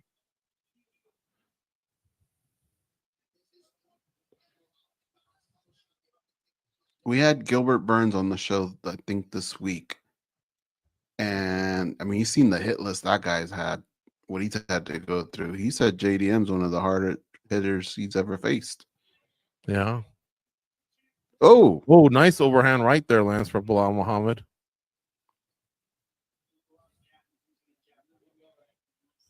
That right hand from JDM is going to land repeatedly if Belal keeps his left hand where it's at. Another right hand lands for Belal Muhammad with 314, 313, 312 left in first round. Jason Herzog is the third man in the octagon. We already had Valentina Shevchenko defend her belt. Can the champs go 2-0 today? Belal Muhammad changing his stances. Just be effective is what I always say. Even though you learn more tricks and you got more tools, it's hard to really apply them all. And I thought Della Maddalena just landed a nice head kick that seemed to pause or paralyze Belal for a second. It's just that Della Maddalena didn't follow up on it. Then Della Maddalena just landed a punch. Like I say, Belal's let like 3 significant strikes, no, at least 5 significant strikes land. And I don't think you can just give those away either. No. Like, how many times did Valentina get hit flush? Goes 3 in 25 minutes? Mm-hmm. You know what I mean?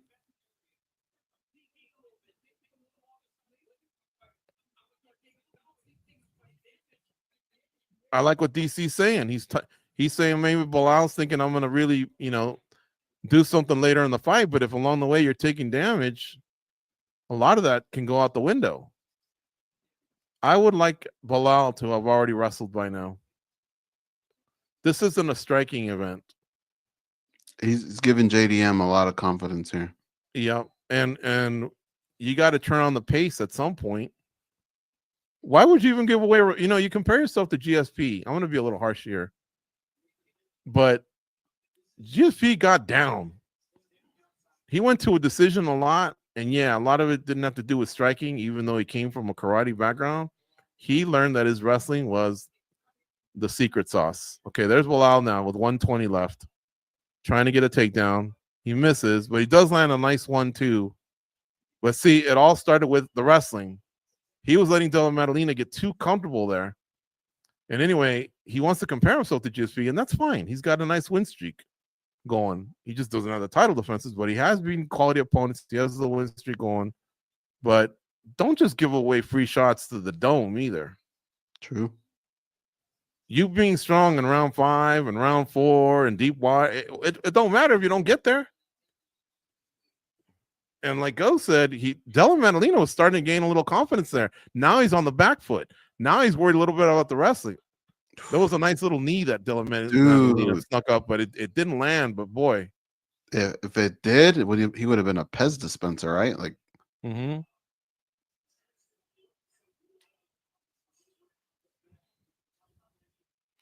lead elbow there by Della Maddalena. Nice kick. Oh, nice exchange there. But Della Maddalena landed a couple elbows again. They both got some shots in. But you have so much to risk as the champ. Get to your strength. That ain't your strength right now. You have to have this aura, where fighters are afraid of you. He didn't really show that in this first round.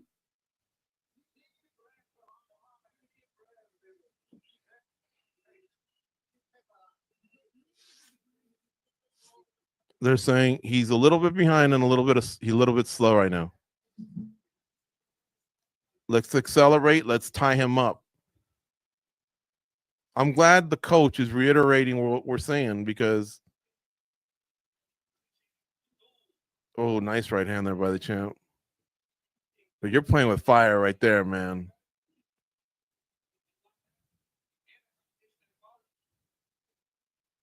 Look at this exchange right here. That was nice by Belal Muhammad.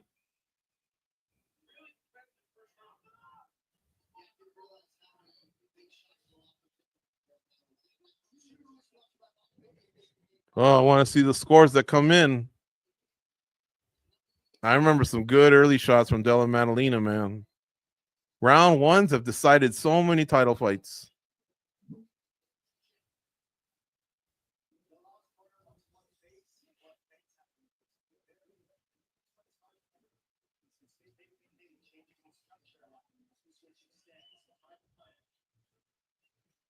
Let's see, the scores haven't come in yet.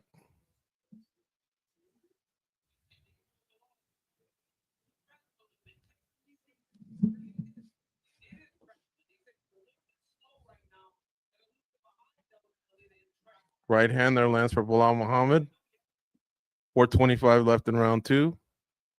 No scores have come in yet. These are just unofficial scores from the media, but they kind of give us an idea. Oh, nice head kick there by Della Maddalena. Belal Muhammad. Della Maddalena kind of almost ducked into it and helped out. Double the impact. Belal still kind of starting slow. In this particular round, it's probably working to his advantage.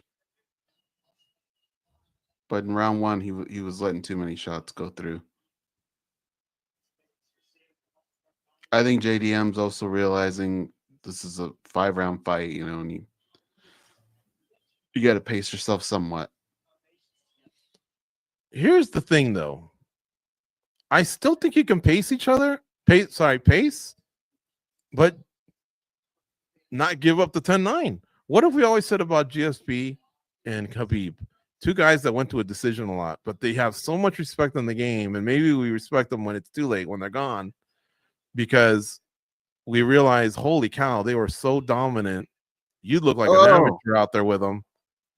And a lot of times you'll hear me say, I don't even think Khabib lost more than 2-3 rounds in his life. Yeah. And JDM landed a nice right hand there. You can still pace yourself, but you can still win the round. You don't want to ever lose your title 48-47 because going back to round one, some guy edged you out because you were still finding your pace or, whatever. Well, no scores were ever posted, so that was a tough one because Della Maddalena did land some quality strikes. I thought he might get a 10-9 out of that one. Belal did have a few more that snuck in there.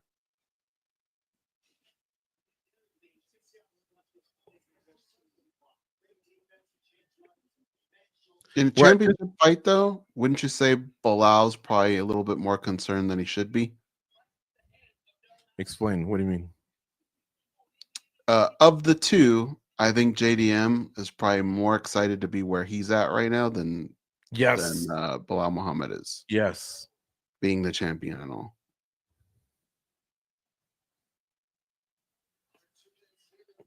I liked what Valentina did to Manon in round one. Remember, she had a bloody nose and she was really shook, and it took her a while to find her composure. And hell, some people even had Manon coming back and going up 2-1. Nice punch there lands for Belal Muhammad. But that's what I think a champ should do.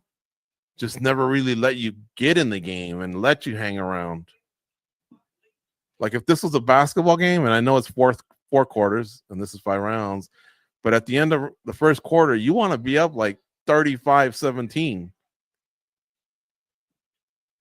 Nice punch there by Belal. Belal had almost got him down, but Jack got up quick. Jack's starting to get a little swag, like a little bit. Hey, you're not that much better than me. 1 minute Yeah. left here. Sorry, 105, I'm 104, 103. not seeing Canelo hands out there either. I still don't understand that. Why does everyone keep saying that? What does that mean? That his boxing's like Canelo level. Oh, is that what Belal said about his own boxing? Yeah. Okay, the reason that confused me is because obviously Canelo has great hands, but as of late, he's been going to a decision. And in his last fight, his output was so bad. I didn't know if he was bagging on himself or if he was bagging on the opponent or what. That's what kind of threw me off. Ooh, Oh, big right hand there lands for Belal Muhammad. another one. Yeah. Blood Jack's coming a out lot of better than I thought goes. blood's coming out of Bilal's nose, I think. I don't understand why he wants to strike so much. Spinning back fist misses for Belal Muhammad. Della Maddalena makes fun of him, kind of. Spinning back head kick. Kind of landed. But I think Della Maddalena is saying, hey, any thoughts you had of running away with this or thinking you're intimidating me? It ain't happening.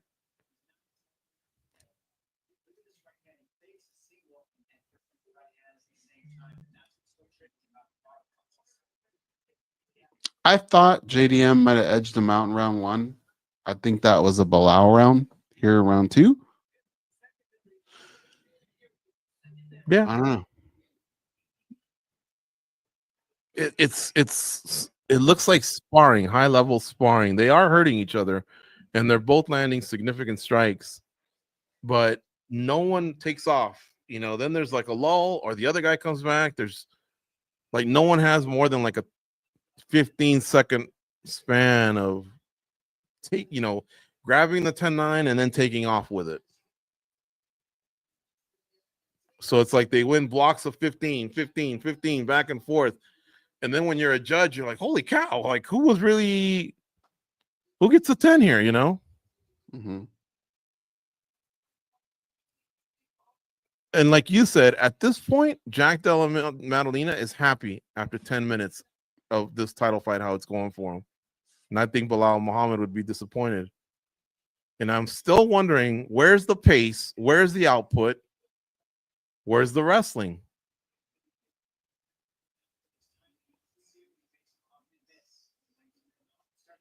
Oh, nice combo. And then nice combo to the body and to the face for JDM. We just started. We're only 30 seconds in. He looks really good, man. Della Maddalena with his hands.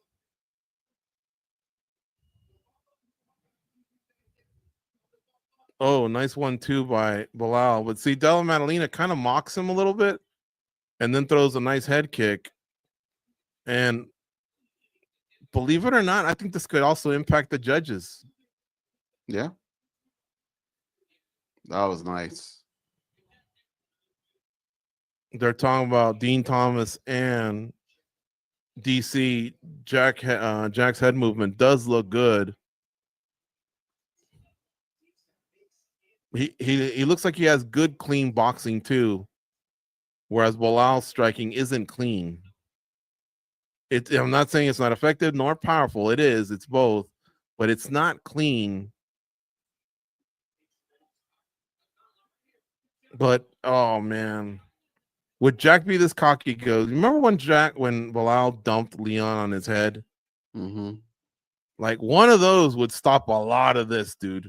Well, he's tried a couple times, and he's JDM to his credit fought off the takedown, but they haven't been like traditional takedowns. They've just been in the moment, them grappling and him kind of going for something. I think Belal needs to shoot. Pace a little right here. 258.7, 256, 255 in round 3. I think the nose is bothering Belal now too. A lot of blood trickling out of there. Oh, that was a nice jab for Della Maddalena. It looked like it was right on the nose too. Nice calf kick there by Jack Della Maddalena. Big right hand for Belal Muhammad. Big right hand for Jack Della Maddalena. Halfway through the fight. The scores aren't coming in from the media. What's up with the social media team? Yeah, I mean, I don't always have to know what some of these people are up to, but sometimes the fighters chip in as well. Jack Della Maddalena at minus 315 right now in live betting, suggesting that maybe he's up 2-0 in the scoring according to the bookies.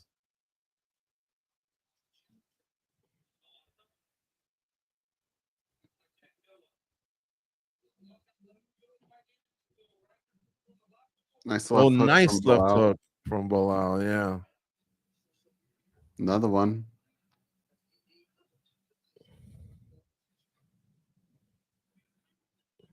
Now's about a good time to shoot. Big right hand from Belal. I would agree. And I think he should have done it about a minute ago, honestly. Della Maddalena floats really nice.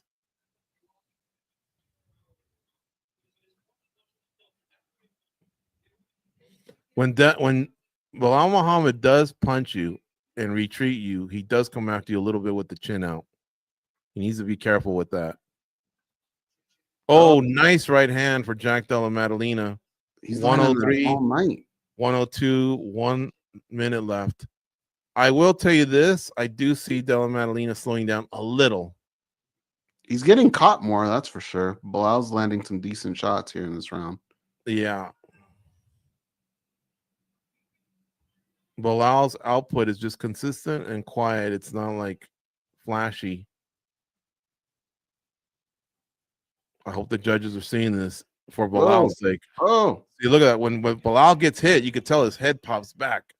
Della Maddalena just landed 3 nice punches, but so did Belal. I think Bilal's just got silent power. He just hit him with a nice big elbow too. He kind of put Della Maddalena down to one knee. I don't know if he went down on his own or what, but what's the state of his nose? It's already jacked up 365 days of the year, but what more can you do to it, right?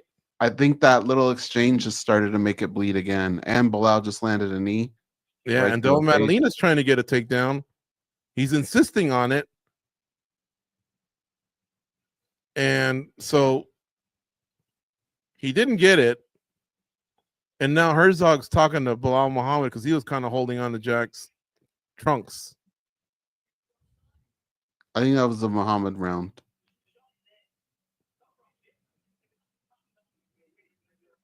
Okay, they're telling him the shot's there, but if it doesn't come, you're winning. Belal Muhammad has won the striking output in one round, round 3. But round 2 was 22-21. And round 1 was 23-16. So still close enough rounds. Just because you threw 7 more strikes doesn't mean that the other guy with 7 less, they didn't have the more effective ones. Mm-hmm. But yeah, I mean, your weapon, one of Belal Muhammad's weapons, is his pace, and that's what the coaches are telling him. Let's go, dude. Let's go. Finish this dude. And plus, why wouldn't you have wanted to start out that earlier and get that decisive finish that everyone's critiquing you about?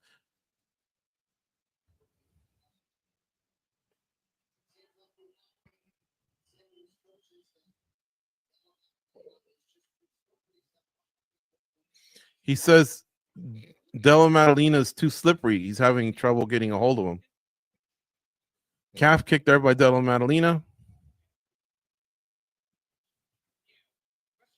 Dominic Cruz says, at this point, everyone feels like a wet fish. Oh. Belal Muhammad got some sneaky strikes in right now. Yeah, he got a nice right hand in. Adam Martin has JDM up 29-28. JDM. Paul Fontaine, 29-28 JDM. Nick Baldwin, 30-27 JDM. Holy cow.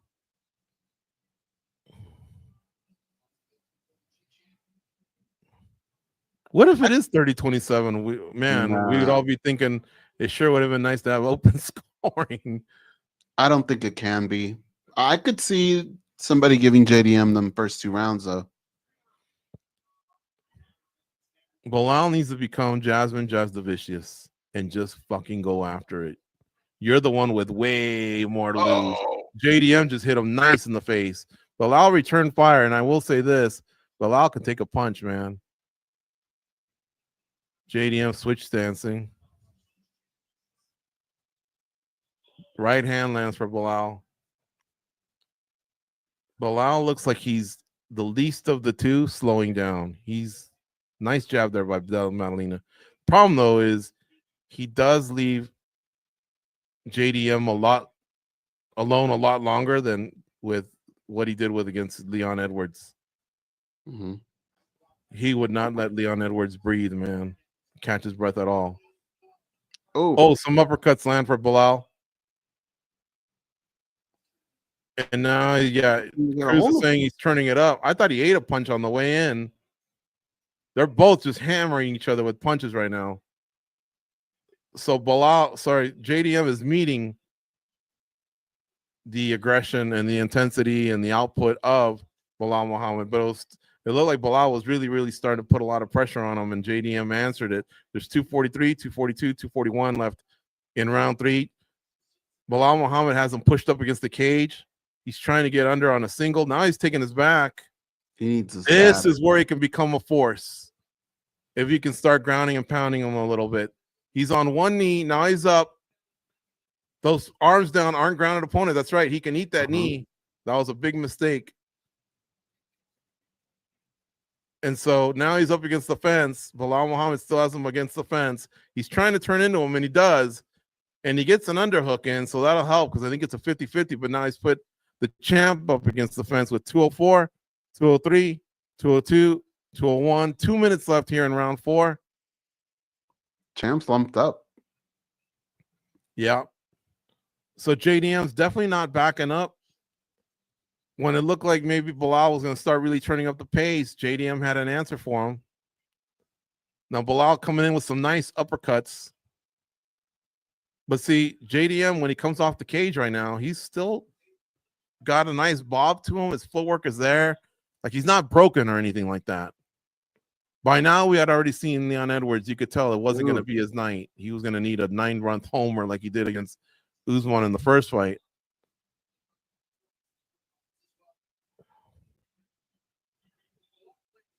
Belal's landing punches, but he's only ahead by 3 in the significant strikes for round 4. That's not enough to secure a round.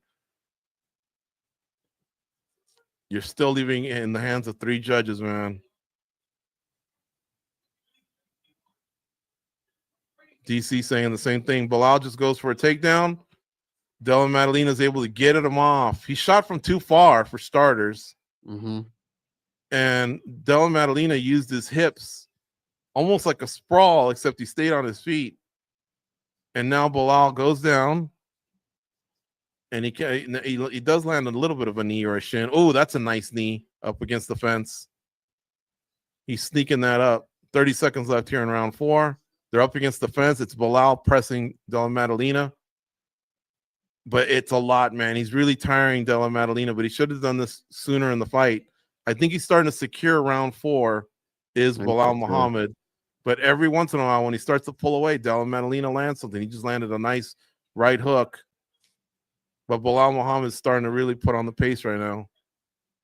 5 seconds left here in round 4. Oh, that could be 2-2 now going into round 5. But, man, it could be 3-1 either way, honestly. So weird. Yeah. I think it's 2-2.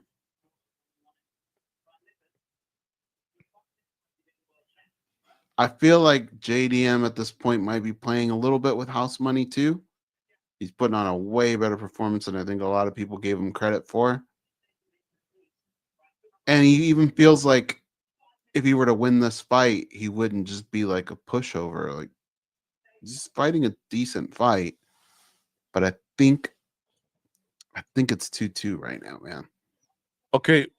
Della Maddalena's coach didn't really give him tactics advice.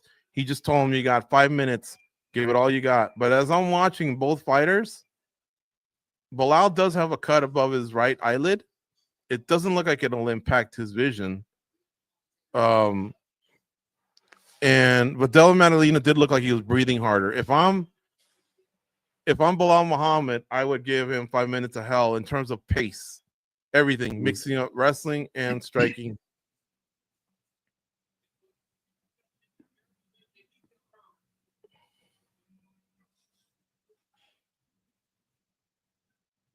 Della Maddalena getting back to bobbing and weaving, moving his feet, not being a stationary target.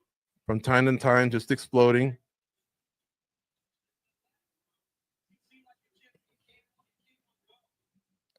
.433, 432, 431, 430 left here in round 5. Nice kick to the body by Belal Muhammad. See, Belal, there you go. He needs to start like he did right here. I will admit, if he wins, it's not because he fucked him up. It's because he barely outdistanced him. But it could be 2-2. Could be 3-1 Della Maddalena. That's what's the so significant weird strike scores are pretty close. No wrestling really has come into play. It was more the stuff against the cage. Della Maddalena just landed some nice strikes right now. We have 350 left here in round 5. Oh, a partial knee lands on Muhammad. 343. Oh, a nice right hand lands for Belal.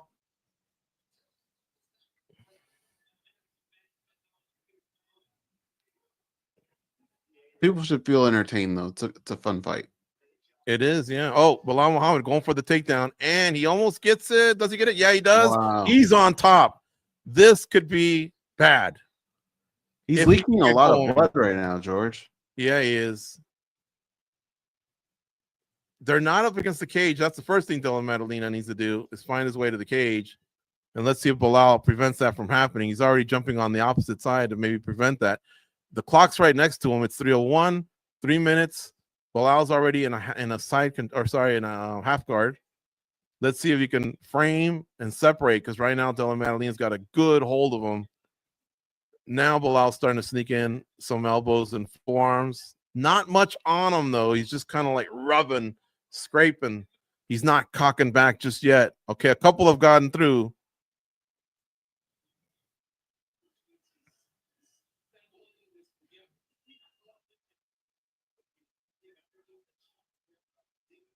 Oh, Belal's just landed a couple forearms. Oh, Della Maddalena might be able to escape. Yep, he does. He gets back to his feet.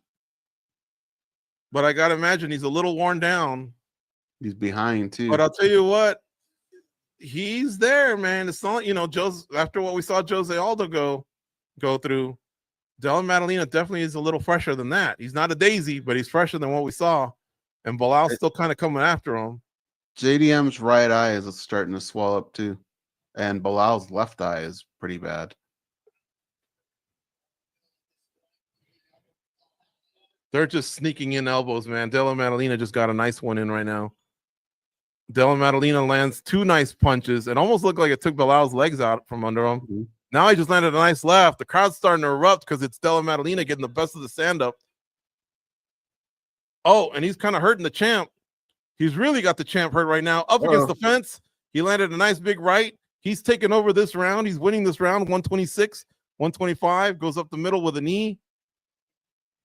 He's definitely leading this round. So if it's up to this round, he's winning it. Now they're back to the center of the octagon. Belal trying to get a takedown. Oh, and he does rip him down. He takes him down. Nice takedown there. And he's on top. That might be the decider. Side control for Belal. No. Uh-oh. Belal's now on top.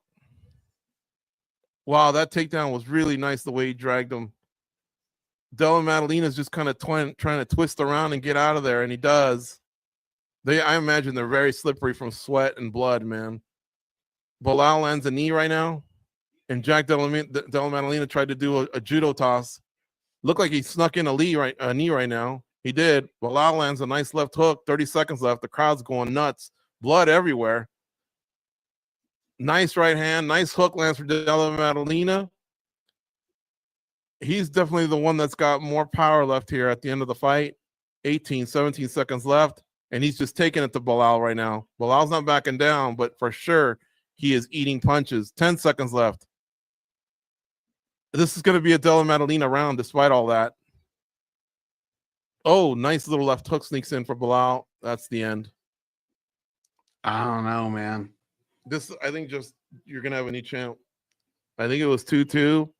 And I think Della Maddalena did what it needed to win round 3. The problem is when Belal gets hit, he's just like a Mike Tyson's Punch-Out character, you know. And when he hits JDM, he doesn't really react as bad to it. Look at JDM's eyes, Goze.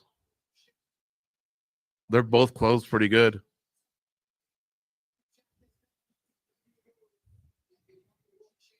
Now, remember, guys, the outcome of this fight can tell so much, not just in their division, but in other divisions, right?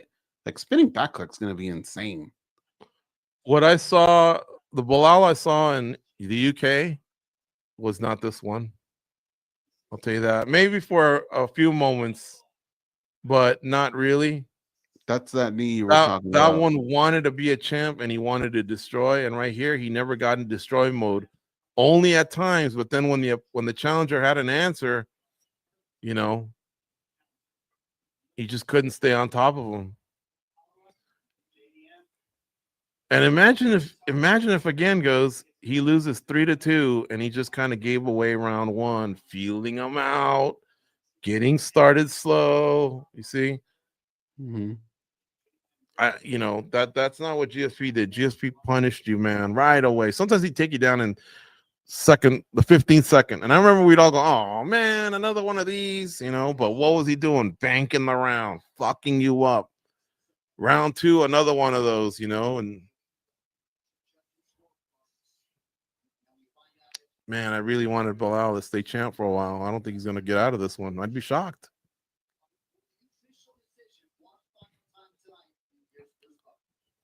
Oh, I think it's Jack.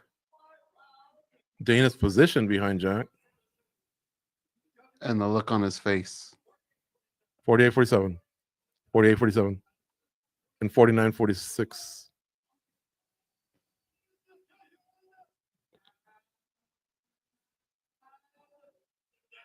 New champion, Jack Della Maddalena. Wow. Dana had this smile that it just looked like a relief.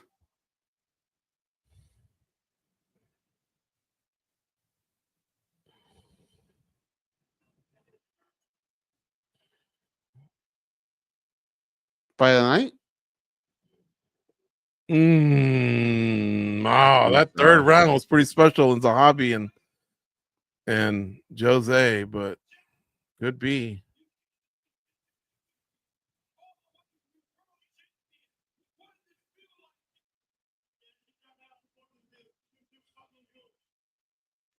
Get your nose fixed though, right, guys?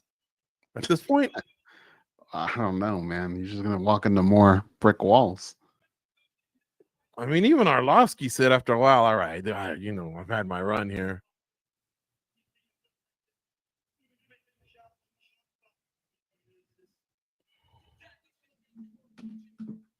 Damn. He was fun to watch, Goze. Jack Della Maddalena was fun to watch out there today. Yeah. Like he mixed a lot of the stuff up, and when he got out of pickles, he did it very intelligently. He never panicked. His head movement, his striking, he took some shots and his cardio was on point. Like, let's try and figure this out then. What does this mean? This means that we're probably going to get Islam moving up against Jack Della Maddalena. But he says, I'm not going to give up. I'm not going to give up 155. 155. So that means an interim bout, Charles Oliveira against Ilia Topuria, I think is what we're going to see there. I think Arman Sarukian's out. I think Justin Gaethje might have just got yeah, he got clipped. And the only thing I can think of is if Della Maddalena were to go, I think I tore my knee and I'll be out for 9 months, then you'd see Islam and Gaethje. But I think we're going to see Islam and Gaethje, and I don't think we're going to see it now. I think it'll be Islam against this guy. But what happens International Fight Week?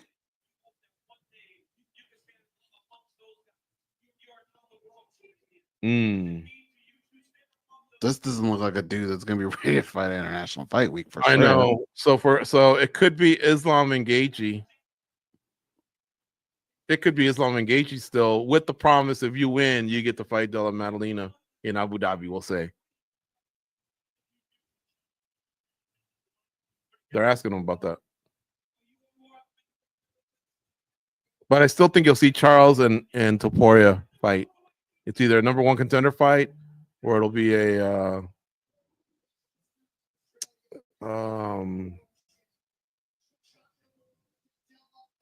interim. Wow, this is crazy. The guy that hugged Della Maddalena, he's in the back. His name's Tim Simpson. He's managed a few champions now: Israel Adesanya, Leon Edwards, and Jack Della Maddalena. The story is he used to be with Adi Attar and Conor McGregor with the Paradigm team, but he split up a few years ago. That's the guy on the left in the dark suit. Mm-hmm. And now he's kind of got his own crew of fighters, including Jack Della Maddalena and Max Holloway as well. So quite a stable he has. It's not big, but he's got killers. Another thing that might have happened too tonight, George, is we might be closer to Zhang Weili and Valentina, right? You know, it's been talked about for a while. Yeah, because Alexa lost, so that whole Guadalajara thing's gone. You could see that. Blanchfield, I don't know that there's this appetite for her versus Valentina needs to happen. So I could see that. I could see if they could talk Zhang Weili into moving up and giving up the belt. I would think the UFC would want Mackenzie Dern to be a world champ. And she ain't going to get any closer than she is now. You know what I mean? She's on her little run. Suarez is out of the way. Yan Jonan's out of the way. Oh, I forgot about Verna Jandarova. Now you got to give Verna Jandarova the shot against Zhang Weili. What am I thinking? You got to. You just got to. She's won 5 in a row. But these are nice options that the UFC has. When's that fight? Barber and Blanchfield, May 31st. I mean, Barber could ruin those plans. She's got her own win streak, but I don't know that she's got enough to claim a title shot. Crazy. Yeah. I really wish Valentina, if Pena gets past Harrison, and I don't think she will, but man, after seeing what happened tonight, anything can happen. If Pena stays champ, I'd like to see Valentina challenge her. She beat her once and just try and be a champ again. I don't know. A lot to consider. And folks, you should watch Spinning Back Click every Monday. Myself and Goze, along with our colleagues from MMA Junkie, we unpack the biggest stories of the week. If you miss it, it's in podcast form at Omni, Apple Podcasts, Google Podcasts, Stitcher, and Spotify. And it's available right there on the YouTube channel where you can just watch it at any time, even 1 minute after it ends. It's available. But if you want to watch it live, it's noon Eastern, 9 a.m. Pacific. Please subscribe to the YouTube channel. We're getting close to 400,000 subscribers. If you're inside of one of our videos, it doesn't cost you but a half second to hit the like button, but it goes a long way for us. And don't forget, you can catch Goze and I every Monday and Thursday from the website or your favorite podcast player. And you can check out MMA Junkie Radio. We have about 3,570 episodes under our belts, 18 years of doing this, and we're not stopping anytime soon. Stick around here on the YouTube channel and check out the post-fight press conference. I'm sure Dana White will be there, and some of these big winners from tonight, they will be there as well. So you can get your first taste of what the YouTube channel is like. It is incredible. All right, we're out of here. Enjoy your weekend. And again, happy Mother's Day to all the moms out there, including ours. We'll talk to you soon. Go out and be a champion.